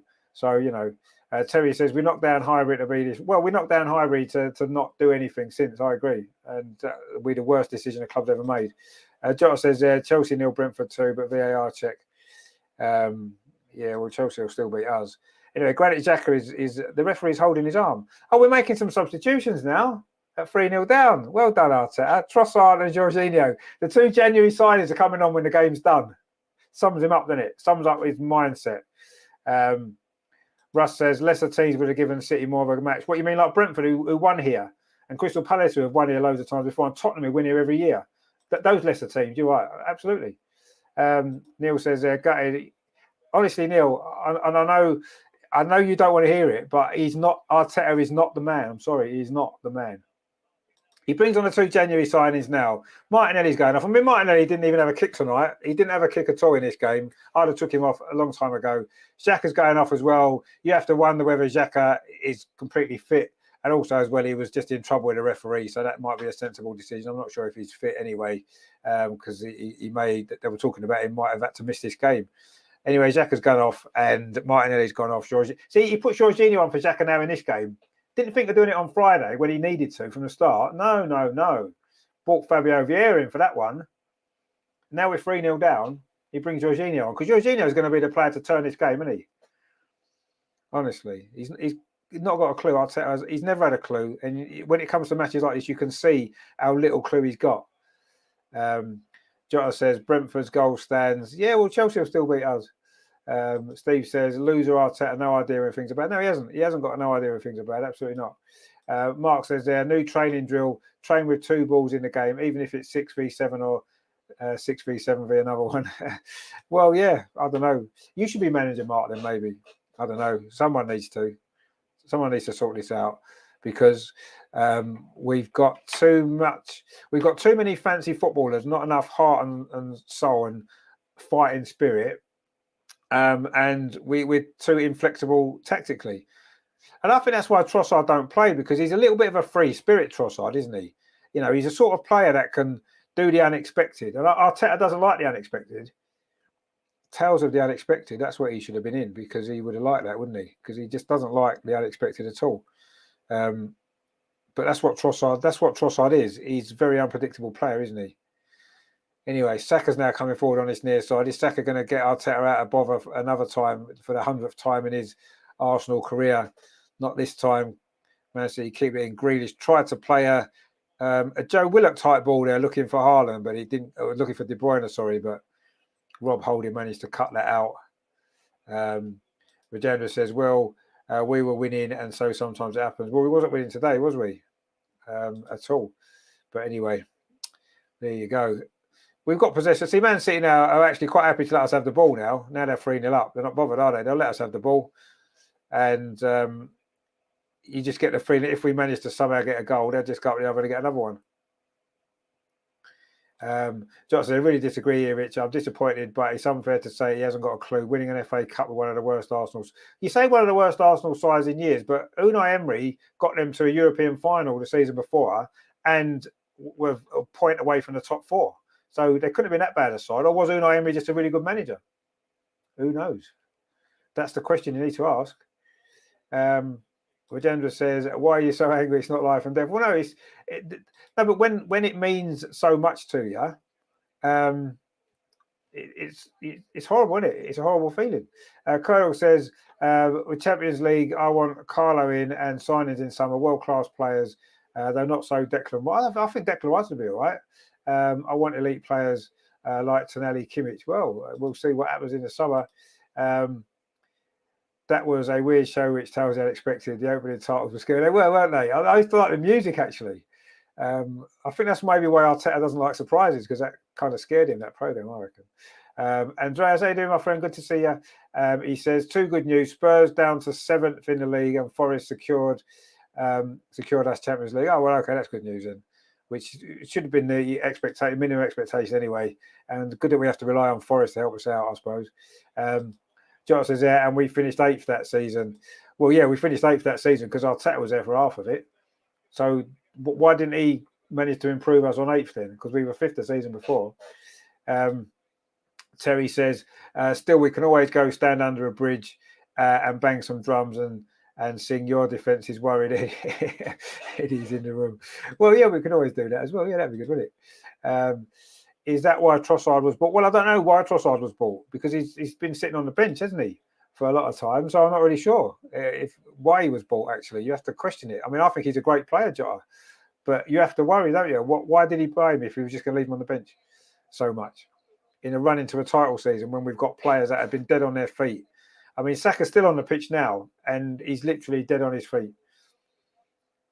And we've just given the ball away again. Gabriel giving it away, and now Jack Grealish is coming forward. Man City will fancy some more goals in this game, you feel. Jack Grealish plays it square too. Gundogan's going to line up a shot, but he's got that all wrong. It's gone over the crossbar into the stand behind the hat-trick, let's not forget, as well. Mark says, how will we psychologically well for the rest of the season after this? Well, it's not just after this, is it? You've got the last couple of games as well, last 3 games as well, haven't you? Regina says, but Emery did not win it, and the next season the team were going down in freefall. Well, we were in, obviously we were having problems that next season, wasn't we? We were. and we wasn't great, were we? We managed to sneak an FA Cup win, which is great. But Wigan won the FA Cup a few years ago. Winning the FA Cup isn't the mark of a good manager, is it? You can win. Anyone can win 4 or 5 games and win an FA Cup. So, yes, we had a couple of good results in the final. Who got the goals in the semi-final and the final, by the way? Who actually got us those goals in those games that actually won us that cup? Wonder what happened to him. Terry says, how can you have Trossard player of the month and not play him? Because Arteta wants to win all the months things, doesn't he? He wants them all to himself. You don't want to have players winning them as well. He's thinking, well, I'm not going to play you again, mate. You're doing too well. Herman said, Smith Rowe should play for a new club as Arteta will not use him. Well, why isn't he playing him now? If you're going to play him ever, play him in this game. If you don't trust him, we're losing 3-0 anyway. Just throw him on, give him some minutes on the pitch. So he might be fresher for some of the other games coming up later on. Anyway, Terry says, keep ESR and get rid of Arteta. Well, yeah, that would be a better option. Absolutely, 100%. But that's not going to happen, is it? Arsenal now getting very ragged. Tactically, we're all over the gaff, to be honest. And Jorginho's just got the ball there to Ben White. I'm not quite sure where Ben White had gone on a little mission. And Gabriel nearly lost the ball there, actually, but he's managed to find Ramsdale. And, I mean, let's be honest, this couldn't have gone any worse tonight, could it? The one thing we wanted was, as we said, we wanted to compete. We wanted to show that we can compete in a game like this. And, look at our record in these type of fixtures over the years. Anfield, we never win. Man United, Old Trafford, we never win. Man City, we never win. Up until this season, we never win at Tottenham. But let's face it, look how terrible they are this season. Everybody's beating them. These are the games that it's not just this team. It's been years and years now, isn't it? It's some mental issue somewhere that Arteta, everyone believed Arteta was going to change, and he hasn't. He hasn't changed it, has he? Because it's still happening. We're still going to these same places, and we're still producing the same terrible performances, and getting absolutely beaten every year, hammered. I mean, we were lucky not to get hammered by Liverpool the other week. I said it earlier on today actually that we needed to go 2-0 up at Liverpool to not lose. And the only way we were going to not lose at Man City was to probably go 2-0 up. As it's turned out, even going 2-0 up wouldn't have been enough, would it? The way that Man City, the chances they've had. But that was an issue. That's the issue. We can see it here quite clearly. And there's no defending this. There's no excuses to be made. But there will be loads of excuses, I'm sure. Herman says there, Arsenal often have made mistakes by putting very good players on the bench. And when they played for new clubs, they blossomed. Yeah. That's true. And, Trossard there couldn't get that ball under control. Arsenal looked frustrated. Arteta's chatting to Albert, but it's too late, mate. It is too late. And this is not looking great, is it? And on Tuesday, Man City are playing Real Madrid in the Champions League semi-final. Are they going to finally win the Champions League? They're certainly good enough to me. Definitely good enough. But they haven't managed to win it so far. So who knows? They're coming forward again, Man City. They're just so comfortable, aren't they, with everything that they do. They're not forcing things. They don't force things. They just knock the ball around, lovely and calm. Look at them. It is good to watch, isn't it? Oh, they're just giving the ball away. Gundogan there. And now Arsenal got a counter-attack. Can we make the most of this? Trossard on the ball. He's got Saka on this near side. He finds Saka. Not had much influence on this game. Bukayo Saka plays it back to Jorginho, who's come on, of course, for Xhaka. I still thinks maybe not. Wasn't 100% fit tonight. Gabriel looking for a run outside him. Didn't get one. John says Arteta wouldn't last at Real Madrid. Well, nobody lasts at Real Madrid, do they? John says that Real Madrid side is a European Champions League winning machine. Fascinating matchup. No, you're right. It is a fascinating matchup, yeah.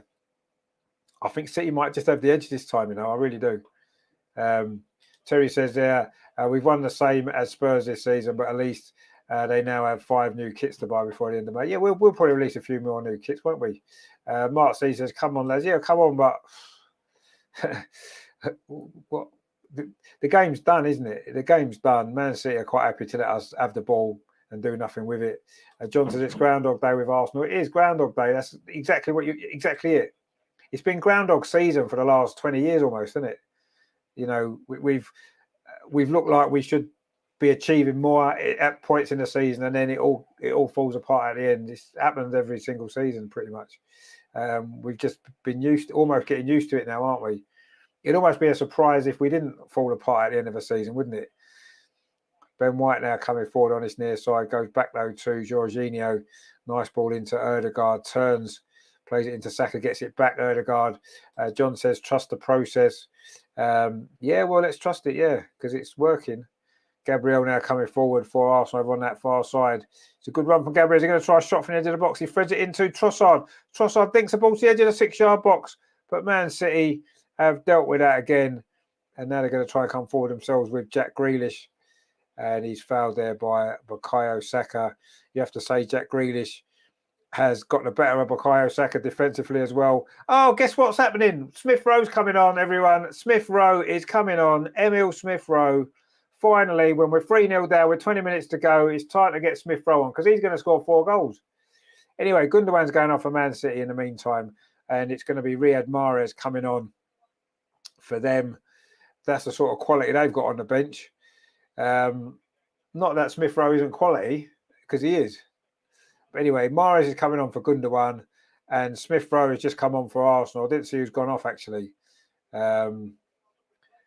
Not sure who's gone off for Arsenal, but we'll soon find out. And Mahrez is on, and Mahrez has scored a few goals against us in the past, hasn't he? So I wouldn't be surprised if he gets another one. But Smith Rowe's on. This is good news, isn't it? We're seeing Emil Smith Rowe. Herman says, finally, how many minutes? Ødegaard's gone off. Good riddance to you, mate, and all. Absolutely. When it matters, he does nothing, that fella. He's too fancy a footballer. He's nice little flicks and tricks in easy games. But when we play someone decent, he does nothing, Ødegaard. That's why he shouldn't be captain. Anyway, Smith Rowe's on. Let's enjoy Smith Rowe for these final 19 minutes that are remaining. Herman says, how many minutes left here? 19 minutes left. Mark C says, looking better, but it's still too much. Well, we're not looking better, are we? Man City is just happy just to let us have a bit more of the ball because they're 3-0 up. They don't care. Quite honestly, they do it all the time, don't they? It's not because we're playing any better. Man City have just dropped back a little bit. They've done their job. They don't need to kill themselves in the last 20 minutes, do they? They don't need to. Andrea says, Arteta was listening to your watching. Well, maybe he was. If you are listening, Arteta, resign tonight. Thank you.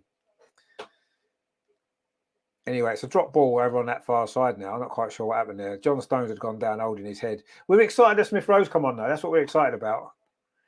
So it's going to be good for these last 20 minutes. You watch, Smith Rowe's going to score a goal now, and then he'll be left out of the Chelsea game. You watch. He won't even get off the bench against Chelsea. He'll come on and score in this game. And I'll tell you, like, oh, well, it's a nothing game. Doesn't matter. Jack Grealish has played well as well, actually, you have to say. John says there, the Europa, FA Cup and Carabao Cup, we had people saying it's better that out of these cups to concentrate. Well, exactly, yeah. When the Europa League one, the amount of people that was winding me up saying, oh, no, let's get knocked out of that and concentrate on the league. Well, no, because I said then, the league isn't guaranteed. Stay in the cup as long as you can because it's a backup plan. It would have been a good backup plan, though, wouldn't it? We'd have had a semi-final this week. And it would have been a distraction from all this nonsense, and it could have given us a chance to win a trophy. But no. Let's just get knocked out of that because we're only Arsenal. We shouldn't be challenging for trophies. What on earth's that all about? Let's get knocked out of all the cups and finish second in the league. That's all right. It's better than last year. We'll be happy with that. Anyway, Man City now just really toying with us, to be honest. I mean, Ben White, I don't know what he's doing. He's just decided to just charge about all over the pitch for the last 20 minutes of the game. He's just tackled he's just fouled Jack Grealish there in the midfield positions. I'm not quite sure what he's doing there. John says there, to quote Arsene Wenger, 4th place is better than winning a trophy. Well, I think at the time for Arsenal, it probably was because we needed that Champions League money because we had no other money, did we? Because of the stadium. So we needed that at that time. Things have changed now, haven't they? The top 4 now, is that better than a trophy now? No, I don't think it is. I'd rather win a trophy now. We've not been in the Champions League. Jack Grealish is there trying to calm down Thomas Partey, and it's kicking off again a little bit here. It did in the first half. Arsenal was showing more fight when it comes to stuff like this rather than actually in the game, which is a little bit annoying. Kick some of their players and stand up to them on the football. Don't start giving it all this now. Ridiculous.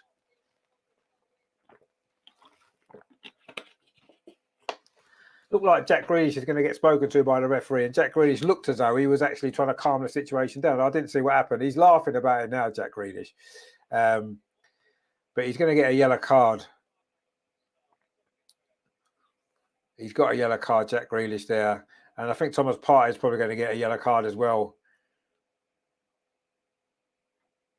In fact, he's going to get a yellow card, Thomas Partey. I didn't really see what happened there, actually, but those two ended up getting in a bit of a scrap. Thomas Partey was pushed up. Well, he was pushed a little bit by Grealish. And then, I mean, to be fair, Thomas Partey's reaction wasn't great, actually. He's quite lucky that's only a yellow, to be honest. Grealish just ran into him. Yes, he didn't need to. He did run into him. And Partey didn't react particularly well. And he's a bit fortunate there, really. I mean, he's only grabbed him shirt around the neck. And Grealish grabbed him back. Yeah, I suppose 2 yellows. Yeah, we'll accept that. We'll accept that. Andrea says there, City with a brilliant performance in the first half. If they play like this, they are the best team in the Premier League by far. I'm not too disappointed today. It was to be expected. No, losing the game, yes, I'm not disappointed with that. It's the way that we've just looked completely out of our depth. Absolutely out of our depth. That's what's worried me. That's what's upset me and annoyed me. Not the fact that we've lost the game. I want to see us go out of a bit of a fight, though. You know, go out fighting. The last 3 games before this, we were very limp at the end. And, you know, we've just literally surrendered. Absolutely surrendered. Terry says, hit the like button. It does make you feel much better. It does. It make me feel much better, I suppose, a little bit. Steve says 11. 11 what? I don't know what you mean, 11. Anyway, John says, at this rate, Newcastle, Brighton, and even Wolves will beat Arsenal. Well, I think Newcastle almost definitely will. Not sure about Brighton. Well, I don't know. Brighton will be a tough game. I don't think Wolves will beat us at the Emirates last game. So the only good news is I might be getting a ticket for Wolves now, because no one's going to want to go on it. All these positive fans that are so much behind the team will give up their tickets for Wolves now. We can't win the league. You watch. So I'll get a ticket for Wolves. Any money. Jack Grealish now coming forward. It's a Kanji inside the box, pulls the ball back. But Arsenal do manage to deal with it. Jorginho there, look, doing some good defensive work. Maybe you wonder why he wasn't playing a bit earlier. Anyway, Saka has done well actually down this near side. Bukayo Saka plays the ball in at 2. Trossard, who's made a difference up there, actually Trossard keeping the ball a bit better. Thomas Partey now, but the whole momentum's gone out of that. Steve says, lucky to win again. Well, yeah, we may well be lucky to win another game. I don't know. We'll have to see what happens. Man City are going to make another substitution. It's going to be Julian Alvarez coming on. So another player who's got a goal or 2 in him, hasn't he? Alvarez, we know how good a player he is. So for these last 13 minutes, I mean, this game's been dead and buried a long, long time. And this is why, you know, people saying, oh, well, Man City are in 4 competitions. That they can survive in 4 competitions because they get games won so early on that they can just stay in second gear for the rest of the games. They're not overly exerting themselves, are they? That's how they can stay in 4 competitions. Plus, they've got the depth in the squad. But the main point is they're not having to overly exert themselves, are they? Because they don't need to. Because their game's won. They win the games with loads of time left. They're not chasing games constantly. They're not battling to hold off other teams. Whatever it is, they're just nice and calm, aren't they? And that's why they can stay in 4 competitions or 3 competitions, whatever it is they're in. Anyway, we've got a free kick now on about 10 yards outside the penalty area. It was a handball by Rodri, and Arsenal might get an opportunity here to get a shot on target or a goal. The Arsenal fans are getting behind the team now anyway. They've probably decided that, you know, they might as well now they're here, which is good to see. But it's going to be in vain, as it has been pretty much all season, ultimately. Anyway, we've got this free kick here. Smith Rowe's over it. Saka's over it. It would be nice for Smith Rowe to whop this over the wall in that top corner. I think it might be Saka to take it with his left foot, though, but we'll see. It may well be Saka to hit this 10 yards outside the penalty area. Can Arsenal get a goal back at least? Give those fans behind the goal something to cheer. It is Saka over the wall and over the top. And that is pretty much sums up our night, doesn't it, really? It was nowhere near the goal. And also making 2 more substitutions, 2 more Hale boys coming on is Eddie Nketiah and Reece Nelson. Kevin De Bruyne is going off. His 2 goals have been one of the main reasons why we're losing this game. Not just that, but that's been obviously one of the key aspects. And Kevin De Bruyne is going off. 2 great goals from him, which we should expect really from such a great player. And an assist actually as well for the other goal. So yeah, Kevin De Bruyne as definitely going to get player of the match, isn't he? I don't think there's much doubt about that. But he's now gone off for these last 10 minutes. And I didn't see who's come on for them actually. Is it Phil Foden maybe? Oh no, of course it was Alvarez. Yeah, we saw him come before, didn't we? It's Alvarez has come on for De Bruyne. We're into the last 10 minutes now. And who else is coming up? We're Arsenal getting Nelson and Eddie Nketiah on. So that's good, isn't it? So let's see who's going off. Have we made them subs yet? Yeah, we have. Nelson's come on. I think Saka might have gone off actually. Finally. Not that, we want Saka to go off. It's Jesus and Saka for Nelson and Nketiah, yeah. So Jesus has gone off as well. He did nothing tonight either, did he? In fact, none of them have done anything, have they? To be fair, you could have swapped. You could have taken all of them off. It would have made no difference. Terry says at least Arteta has a better record than Lampard in the last 4 games. The Man City fans are giving Jesus a nice round of applause as he walks around the pitch, actually, which is nice of him, isn't it? But anyway, I'm sure they don't regret getting rid of him. John says Unai Emery has won more trophies than Mikel Arteta. Look at what he's done at Villa. He got a raw deal at Arsenal. I agree, he did get a raw deal. He wasn't backed. He wasn't given the players he wanted at Arsenal, was he, at all? And he did get a bit of a raw deal. We'll never know what would have happened. We can't go back, and we don't want to go back. But you're right. He did get a raw deal. I agree. And he's doing what a job he's done at Villa, by the way. Incredible. But then he had a run like that with us, didn't he? Remember that first season with us? Didn't we go 21 games unbeaten or something, didn't we? So he's got a history of that. And I think as well, he's got a point to prove in the Premier League, hasn't he, Unai Emery? Because I think he knows he wasn't able to show his best at Arsenal. And he wants to prove that he can be a top manager in the Premier League. I'm sure he does. And I think that's why he came. And fair play to him. Fair play to him. He's going to get them in Europe, maybe, which would be incredible where they were when he took over. Terry says, at least Pep's giving us a chance now. Well, yeah, he's giving us a chance, yeah.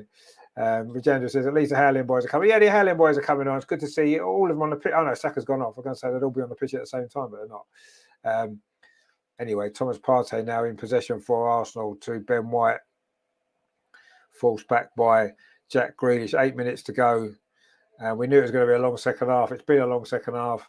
But the good news is there's not much of it left.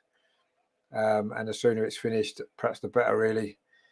Because it hasn't been a great night, let's be honest, has it at all. Thomas Partey plays it square to Zinchenko inside the centre circle. Finds Rob Holding. I think Pep's left Haaland on because he's missed a few chances tonight. And I think that he's going to want to score, isn't he? He's going to want him to score. Reece Nelson's done really well. Reece Nelson's done really well, actually. This is great when he's got a player over on that far side. Eddie Nketiah is just inside the box. Eddie Nketiah with a shot across the goal, across the box. It's gone wide. But the 2 substitutes combining there. Reece Nelson found Eddie Nketiah. It was a great play from Nelson, actually. And Eddie over on that far side went round a long way and then shot across the goal. Always going wide. But at least it's an effort at goal. So well played, Eddie, and well played Reece Nelson as well. It's one of our best attacking moves of the game. Coming very late, and it's the 2 substitutes that combine. But not enough to get it's even a goal back. And it is a goal kick now, which Ederson is going to go long. All in purple he is. The Manchester City goalkeeper. That's a long goal kick up this near side. Ben White's completely missed it. Well, he must have got a touch on it because it's gone out for a throw to Arsenal. Jesus looking a little bit pensive there on the bench, thinking about what might have been, but wasn't to be. Mark says there, I was scouted by Arsenal around 2000, 2001, 2002, came back to Kiwi Kidsland, scored 3 goals in 3 pre-season games. What a joke. And got diagnosed schizophrenic in 2002. Wow. Was you really? Fantastic. What a story that is. You have to come on the show, Mark. Tell us all about it. That'd be fantastic. John says, Emery will be back by Villa board with top side. Well, we'll see. Mark says they're true of, oh, I see. Oh, you played a game with us, are you? I actually believe you. I do. I actually do believe you. I certainly believe some of it anyway. The schizophrenia bit, I believe. Colonel says there, Nelson coming on again, playing well. What a surprise. Another player should have started all these subs. Arguably, most of them should have started. Well, yeah, they've certainly done well this subs, haven't they? But the game's done. City has sat back, given us more time. It's difficult to judge, isn't it? They've played well, but the game's different now, isn't it? It's a different situation if it's 0-0. Would they have made the same impact at 0-0? They probably wouldn't have come on if it was 0-0. Let's be honest. John says to Terry there, Guardiola has scored our Terry. Yeah. We said this before. It's the master against the apprentice, isn't it? We've got another corner. I do believe we've had more corners in this game than Man City by quite some distance, actually, which is mad, isn't it? So Terry says, you can't be that mad. You've got to have, well, exactly, yeah. Schizophrenia is not madness, though, is it? It's, I suppose it's a little bit. But anyway, we've got a corner and we might score a goal here with 5 minutes to play. We might do. Let's see. It's Trossard with a corner, cleared away. They're not a great corner in actual fact. He's going to get another chance, though. The ball's come back out to him on this near side. Leandro Trossard plays it in to Reece Nelson. Back to Trossard inside the box. Trossard's going to try and get a shot. It comes to Rob Holding, and we've scored. Rob Holding has scored. We've got a goal back. 5 minutes to go. The comeback's on. We're going to get a draw like we did against Southampton. You know it's going to happen. Rob Holding with the goal.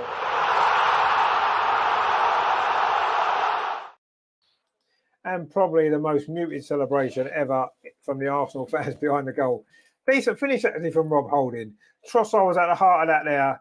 A nice little run it was. He's onside as well. I think Trossard wanted to shoot, but in the end the ball fell to Rob Holding and he's just put it in the corner. A nice goal actually. A nice finish from Rob Holding. Nice moment for him. Completely meaningless, of course, in the overall scheme of things, but a nice goal nonetheless. And John says there, Roberto Maldini Vamos, indeed. Terry says there, Defo Johnny does seem to be. Grealish has just gone off as well for City. I didn't see who came on. Phil Foden. John says there, well done Holding. He's being scapegoated by so many. No, I mean, he's just not quite good enough, is he, for what we need? But he's got himself a nice goal there. That's his second goal of the season, isn't it? I think he got a couple last season as well. So he does pop up with goals here and there, doesn't he? But defensively, he's not quite at the level that we need, is he? But no, well done to Holding, yeah. 86th minute, that goal went in. And who knows, we got some late goals against Southampton. Can we do it again? Thomas Partey nearly getting in a muddle that's on the edge of his penalty area. Rob Holding now to Ben White. Plays it up the line to Trossard. Threads it through to Reece Nelson, who was fouled by Rodri. And it's a yellow card for Rodri as well. And Arsenal going to get another free kick. If we got another goal now, it would make it interesting, wouldn't it? With still, 3.5 minutes plus stoppage time to play. It would make it interesting if we could get another one. And maybe we've written us off too early. Anyway, that ball played over the top, looking for the run of Eddie Nketiah. But it's gone away through to Edison, who's going to pick the ball up. Herman says there, perhaps Holding as hidden talents we haven't discovered as of yet. Well, he's been here long enough to have discovered them, hasn't he, by now? Jota says there, I think a spotlight has gone on him, but it's probably unfair. Our defence since after the World Cup has been much worse than before. Yeah, that's not just down to Saliba, because he played in a lot of them games, didn't he?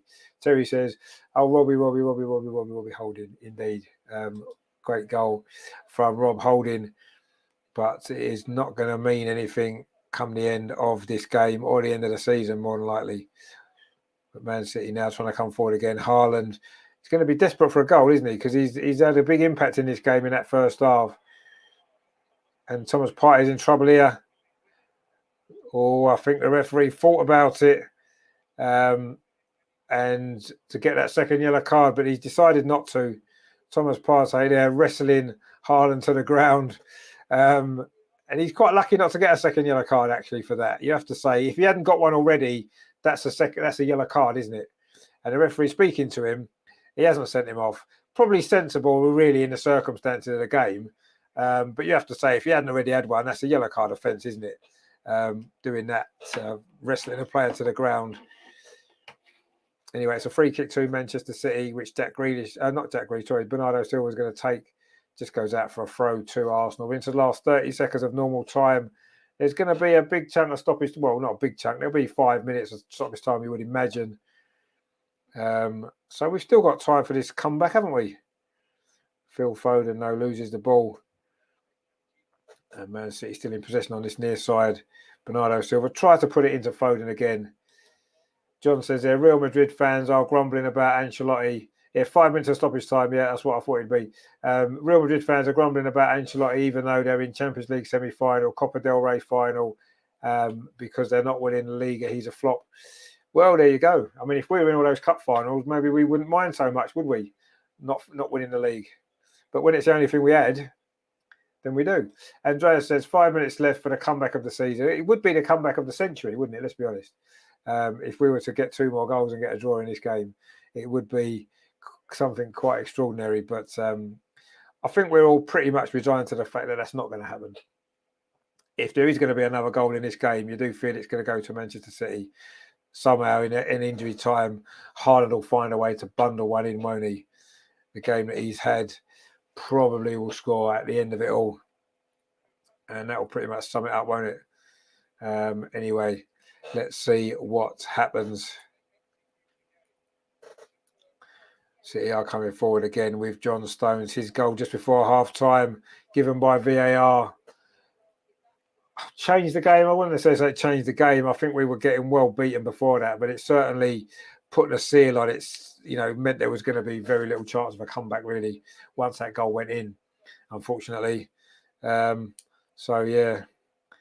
Anyway, Manchester City now looking to come forward. But Arsenal have done well again there. Thomas Partey loses the ball this time. Now it's going to run through to Aaron Ramsdale. Herman says, I know of players in a variety of different sports written off, but encouraged by other teachers or managers rise to the top. No, exactly, yeah. That's what managers are meant to do, aren't they? To get the best out of the people that they can. Terry says, evening to the international man of mystery, Andreas. Hope you're good, mate. Kevin De Bruyne has been given man of the match, by the way. Is anyone surprised by that? Because I'm certainly not. 2 goals and an assist. I think he's a fully deserving player of the match, man of the match, isn't he? Man City coming forward again now over on that far side. Cross comes in, but it's far too long. Phil Foden was the one in there. It was Alvarez, with the cross. John says, Arteta and Arsenal proving what Gary Neville said about them is coming through. Well, it wasn't just Gary Neville, was it? I mean, a few people said it, and they were right. Arteta looks a broken man, actually, on the side. It's going to be interesting to see what he does to change this for next season, because we need to improve, clearly. And I'll be interested to see what happens. Anyway, we are coming forward again now. Eddie Nketiah over on that far side, inside the penalty. Eddie Nketiah trying to get an opportunity for a shot. Good defending, actually, from John Stones. We say John Stones had a tidy game, you have to say. And now Man City have got a breakaway with Mahrez. Haaland's in raking a run. He wanted the ball. He didn't get it. Mahrez now tried to play it across, and it was cut out, actually. He certainly didn't make the most of that, Mahrez, and Haaland's looking quite frustrated with him. Steve says Liverpool won. I thought West Ham were 2-1 up.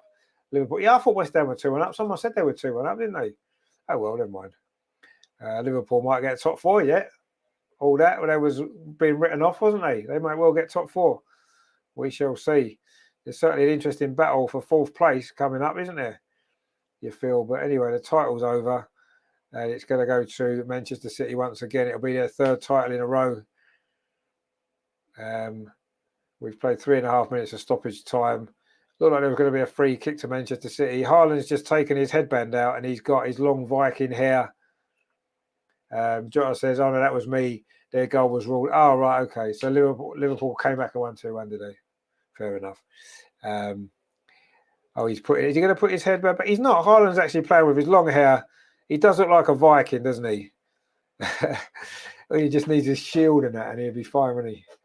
Anyway, maybe that's what's going to make him get this last goal of this game.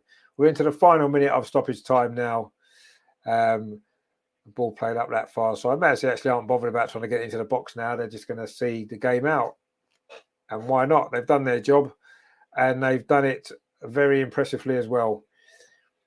And Arsenal have been second best for most of this game.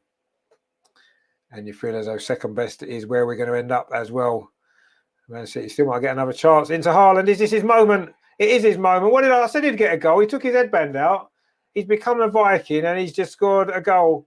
And you have to say that he's probably deserved a goal. It's 4-1 and it was a nice finish in the end. And Arsenal have got hammered here tonight. There's no question about that. And it is Haaland with the goal. Is that 49 for the season? Is it 50? I'm not sure. It's far too many. Records are being broken time after time. And Andreas says Haaland indeed. It was just a matter of time, wasn't it, till he scored? He had to take his headband out, and that was it. Terry says, I bet Rice is having second thoughts of coming here if the rumours are actually true. Well, if the rumours were true, that is lovely touch actually from Foden to put him in. Actually got deflected off Rob Holding, and then Haaland doesn't mess around with that left foot, put it in the corner. Steve says, when is in the women's next game? Monday, the semi-final of Champions League, something that they can actually win. They've already won one trophy, the women. They get on track to get to another final. Monday night, that is, at the Emirates. We'll be there. Andreas is there. We're all there. It's going to be great. Terry says, but right, so second thoughts, yeah. Steve says a lot are. Well, we'll see. You know, Arsenal are a project. Anyway, the final whistle's gone. We've been put out of our misery. Manchester City 4, Arsenal 1. Pep gives a nice hug to Arteta, who hugs him back, but probably doesn't really wanted to in those circumstances. Herman says there, Van Persie scored a few goals for Arsenal in the past. He did, yeah. I think he got 130. John says there, that was a training session for Man City. It was, yeah. It was a training session, yeah. They scored 4, and quite honestly, they could have scored double that, couldn't they? It's all kicking off a bit at the end. I'm not quite sure what's going on. Arsenal showing more fight when it's come to things other than football tonight. Ben White's been involved in a few things. Really stupid, this. If we wanted to show some fight, why don't we show some fight on the pitch? Just pathetic. It's just ridiculous. We've been beaten by a better team, and we've got to be better than this. Ben White, it was getting involved. He's looked like he was going to explode a few minutes ago during the game, actually. Jota says, will we be doing any content after the women's game at the stadium? Well, hopefully, mate. Yeah, I will be. Yeah, hopefully some stuff before the game as well. I don't know whether we'll be able to go live because it's going to be 50, 60,000 there. So I'm not sure whether or not I'll be able to get a signal to go live. But I'm going to do loads of videos in the ground, outside the ground, chatting to people, get them on video. It probably won't be a live thing. It'll probably be afterwards. But yeah, we'll be doing some stuff, mate. Yeah. Steve says, see you all for the women's game. Well, yeah, see you later, mate. Get back to bed. Probably the best thing to do. Herman says, thank you, we'd have to go. No worries, mate. Take it easy. We'll see you again soon, I'm sure. Enjoy the rest of your evening. If you can. It's going to be difficult to enjoy it, isn't it, after that? Jota says there, yeah, true. And internet at the stadium is woeful. It is, yeah. I mean, I managed to get a live thing from the Champions League game last season, but there was only 5,000 at the Emirates. It was a bit different. But when there's going to be 50 for 60,000, it's going to be impossible, isn't it? I'll try, see what I can get. Terry says, did Pep just say to Arteta, thanks, mate, I've mugged you off again? Yeah, probably did, yeah. Anyway, Haaland is celebrating with the crowd. His goal at the end, putting a gloss on it really for Man City, fully deserved, you have to say, for them. It was just, I mean, it's difficult to say Arsenal were poor. We just wasn't able to compete. We were just miles below the level of Man City, miles below. We really were. Terry says, night to Steve, yeah. And that's the simple fact of the matter, isn't it? You know, it's not that we necessarily were bad or good, whatever it was. We wasn't able to play because Man City were far too good. And that's the situation. And that was always likely to be the situation, wasn't it? And unfortunately, that's the way it is. John says that Agent Arteta gets Premier League trophy for Man City. Well, I wouldn't necessarily say that. I mean, to be fair, Man City are a very, very good team, aren't they? And they beat most teams. And, you know, you can see how good they are. We didn't do enough today. You can see our weaknesses. You can see why we're not quite at that level. And I'm sure many people will be happy with the top 4. Second place, whatever. Brilliant. let's see what happens now. So it's a big summer for Arsenal, I think, with the Champions League coming up. We're going to need a bigger squad with more depth, more quality. I think we need a bit more flexibility tactically as well from the manager. And he needs to make better use of the substitutes that he's got, because he's got some, there's some quality on the bench. Smith Rowe, as we said, Nelson, Trossard, all these players on the bench. Kieran Tierney not getting enough minutes, or not getting minutes when it matters. They came on today when the game was done. And yeah, Bakary Sagna's there. Look, good old Bakary Sagna. Of course, played for both these clubs, didn't he? He was very good for Arsenal, Bakary Sagna. Really, really good. And he's there at Manchester City now. Terry says City are going to be hard to stop doing the treble this year. They are. They are an extremely, extremely good side. And, they've got extremely good players. And Haaland there is having a little embrace there with one of the Manchester City coaching staff or media people, I'm not sure. Russ says it's boring losing to City every single time. Well, it is, quite frankly. You could say it's boring, yeah. I just want to say I'm quite looking forward to seeing all the excuses that's going to be coming up from all these people that trust the process. I want to hear their excuses, what their excuses are tonight, because there isn't any, is there? We're just not good enough. We've never been good enough, really, to win the league. And I think we all got a little bit excited and carried away. Of course we did. We were doing so well, but when it didn't matter, we were doing well when it didn't matter. And now it matters. We are falling away. Mark says, "Yeah, sorry, Rich." Well, no, that's the way it is, mate. It's it is what it is. We've been found out. Jota says, injured a fair bit for us, Sagna, if I remember. But yeah, it was good. But no, I like Sagna. Yeah, I think he was he was consistent, wasn't he? He was never like an outstandingly great player, but he was always solid and steady, wasn't he? He was always a 7, 8 out of 10 every week, wasn't he? Good, solid player. And he did well for Man City as well after he left, actually. But yeah, Russ says, we have done so well this season. We have come on leaps and bounds, but we are miles behind City 1-on-1. I think we're miles behind. Yeah, we are. Of course, we're miles behind City. And yeah, that's obvious. John says there, the thing is, Arsenal won't be able to compete against most teams. Not unless we massively improve the squad. No, it's going to be tough next season, isn't it? With the Champions League as well. Let's see what happens. Terry says, Haaland's only scored 49 goals this season. Was he really worth 85k? Well, no, not really. Waste of money. Absolute waste of money. But yeah, Kevin De Bruyne, they're interviewing now. His 2 goals and assists have made a big difference in the game. Obviously, a great player, a great performance, but it's not just about one player for City, is it? Their whole team, the way that they play.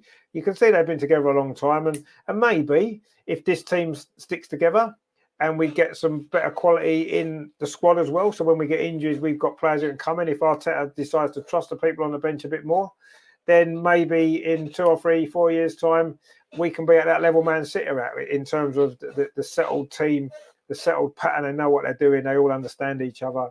And maybe we can get there, but I'm not convinced that we will. I've got to be honest. I'm not convinced that we will. I'm not convinced that this manager's the right manager to take us there either, unfortunately.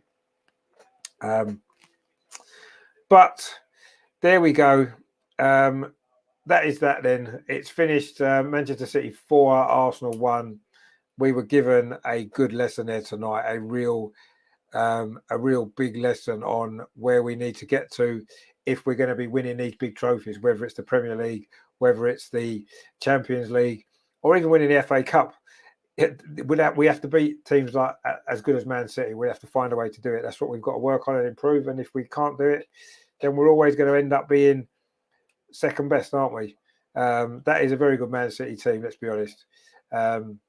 Bargam says they're 1 win in 8 years against City. Yeah, exactly, yeah. And that was the FA Cup, wasn't it? That semi-final. In fact, we've won 2 semi-finals against Man City, actually, but we haven't won in the Premier League against them for a long, long time. And we've not won at the Etihad for even longer. Just, yeah. No matter how good we think we might be, we're still nowhere near as good as them, are we? John says Arteta's too indecisive. We've said it many times. Yeah, he's indecisive and he's too he doesn't want to change too much, just in case. He's got that kind of just in case. I'll keep the same team just in case. Well, no, sometimes you've got to change your team and take a risk. That's how you become successful, and that's how you win things. But anyway, look, let's not dwell too much on it. You know, we didn't really expect to win this game, did we? Let's be honest. So we shouldn't be shocked. We're not shocked. Andrea said it, and I agree. I'm not shocked. I'm disappointed in the lameness of that first half, really, the way that we just let them walk all over us, really. Absolutely walked all over us, didn't they? We've played them 3 times this season, and they've beaten us quite easily in all 3 games. Terry says, we need at least 5 quality players coming in, plus a new manager to push on and compete. Well, I mean, I think we've competed to a certain degree. If we're going to make that next step and actually go on and win stuff, then yeah, we do need, you're right, we do need 5 players probably. Liverpool did win 2-1 at West Ham. Brentford won 2-0 at Chelsea. Nottingham Forest beat Brighton 3-1. Tomorrow it is Tottenham against Manchester United, Everton against Newcastle, and Southampton against Bournemouth. So they're the games tomorrow as well. John says, thanks for your coverage, Richard. Good night to Terry. Yep, see you later, mate. Thanks for tuning in, John. Good to see you again. Hope you're doing well. Look forward to seeing you again soon. So what have we got coming up on the channel then? We need to forget all this, don't we? Bargam says Dortmund neutralised this team playing 3-4-2-1. We should have followed the blueprint. Yeah, but we don't, do we? Arteta hasn't got a blueprint. Arteta's just got Arteta's way. That's it, Arteta ball. That's all we're ever going to play. Just says, well, cheers for the stream, Rich. Can't say I've agreed with all your opinions, but that is the beauty of football. Exactly. I don't, it's not about agreeing with everyone, is it? It's about having opinions and expressing them. You've given yours. That's great. And that's the way it should be. I think sometimes to reflect will do me some good. Respect for your views in the channel and yourself, mate. Of course, I respect everyone's views. I don't expect everyone to agree with everyone. That's not how life works, is it? And it's good that we can give those opinions, and if we don't agree, we don't agree. That's fine, and that's great. We're still friends, aren't we? I'm sure you'll be in next show, and we'll have a chat. No problem. Anyway, look, what's coming up then? So tomorrow, nothing on the channel, unfortunately, but Friday we'll be back. The Arsenal Women's Weekly is back on Friday. Usual show. The guys are back in the studio. Andreas will be here. Amar will be here. Hopefully, we'll have Matt in the studio as well. Looking back, of course, on that brilliant Champions League semi-final first leg last weekend, looking ahead to Monday's really, really big game. That is going to be some night at the Emirates, isn't it? Could be 60,000 fans there for that one. So we'll be looking ahead to that on Friday. That'll be at 7:30. So join us for that one. Of course, there'll be no watch-along on Sunday because Monday, because we'll be at the game. So there'll be nothing on the weekend. We're travelling down and stuff. Got to be busy over the weekend. We're away next week as well. We're coming back. On the way back, we're stopping over for a few days in the Peak District in Derbyshire. So that'll be nice. Looking forward to some time away. I might get a drone out as well. That'll be good, wouldn't it? Terry says, I can't remember last time we had a chance of winning the league before the season started. Well, no, probably not. John says, what time for Women's Weekly? Hoping I'll be free on Friday. It's 7:30. We're starting at 7:30, mate. John says, thanks. Otherwise, it's all good. Hopefully, we'll see you all again very soon. Yeah, we'll be back Friday. So, yeah, it finished 4-1 to Manchester City tonight. Very disappointed that we couldn't have put up a little bit more of a fight, but there you go. It was Kevin De Bruyne after just 6 minutes, set the tone, really.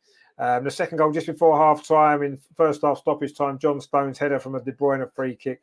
Initially disallowed for offside, but then it was given on VAR. Very close call, but what can you do? So that was 2-0 at half-time. That was game over, really. Let's be honest, at half-time it could have been 4 or 5. Haaland could have scored 3 or 4 on his own.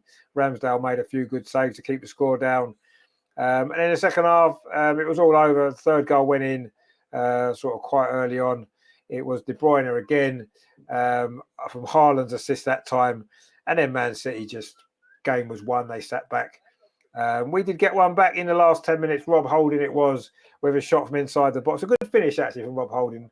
But then in the very last minute of stoppage time, Haaland finally got his goal that he'd been threatening most of the game. The ball fell to him in the box and he tucked it away with his left foot to make it 4-1. And that was probably a fair reflection of the game, if we're honest. They were at least 3 goals better than us tonight, if not more. And that's the way it is. Terry says, hit those likes before you go. Yeah, give us a like before you go. Why not? It's free. and it might make us feel a bit better when we look at it might make me feel better looking at the likes later and say, oh, there was a few likes there as well. But anyway, I would have preferred a better performance from Arsenal, if I'm honest. But anyway, it wasn't to be tonight, was it, for us? It's finished 4-1. Enjoy the rest of your evening, whatever you're doing. Obviously, not much time left now this evening, but enjoy what you're doing. I will see you Friday at 7:30 for the Arsenal Women's Weekly. That's going to be a good show. And then we're away for a week, which is going to be good. So we'll see whether or not if I can find some time to do the Chelsea game on Tuesday, I will. But we might be busy, actually. I might need a break away from the Arsenal men's team at the minute because they're starting to do me head in. Too frustrating. Can't deal with it, really. But anyway, it is what it is. We're going to probably come second, aren't we? Let's be honest. And that's better than last season. So that's good, isn't it? Anyway, I will see you Friday. Take it easy, guys. Thanks for watching. Not the result we wanted on the performance, but that's football. That's life. This is a very good Man City team. And yeah, they've given us what we probably deserved. Terry says, great show again, Richard. Got used to Arsenal letting us down. Still head up. We still have the Gooner girls to make us proud. Yeah, we do. And I'm sure on Monday they will make us proud one way or the other. Win, lose or draw, we know for a start off they're not going to meekly surrender like this team did tonight, are they? Certainly not. So that's one good thing that we can look forward to. But anyway, that's that for tonight. Thanks for tuning in, guys. I will see you Friday for the Women's Weekly. And yeah, very, very, very disappointing. Is that the title over? I think so, don't you? 2 points. They're 2 points behind with 2 games in hand. It's going to take a big collapse from them, isn't it? And that's assuming we win all our games, which I very much doubt that we will. But you never know. The pressure's off. We've done it before, haven't we? The pressure's off. We suddenly start winning loads of games. I wouldn't be surprised, maybe that's what happens with the pressure gone. But it's probably not going to be enough, is it? Let's be honest. I think it's done. It's done. It was good while it lasted. It was fun while it lasted, thinking we could win the league, but reality's kicked in. Regina says, see you Monday. Yeah, see you Monday, mate. Definitely. Yeah, we'll sort that. We'll have to meet you. By the statue, wasn't it? Outside the ground. We'll do that before the game, definitely. Good stuff. Right, okay, guys. That is that then, really. I need a cup of tea, I think, because that was not really a lot of fun, was it, in the end? Man City 4, Arsenal 1. We're still top of the league. We are still top of the league, but yeah. Thierry Henry statue. Yeah, we'll see you there on Monday, mate. Look forward to it. So 4-1 to Man City. Done and dusted. Yeah, so it was fun while it lasted, but I think it's over. Ta-ra, guys. See you Friday. Yeah. Take it easy. And see you soon. Come on, you guys. Real Martinelli. It's now with Granit Xhaka. Is it going to be the third goal? It is the third goal. Granit Xhaka with it. That seals it.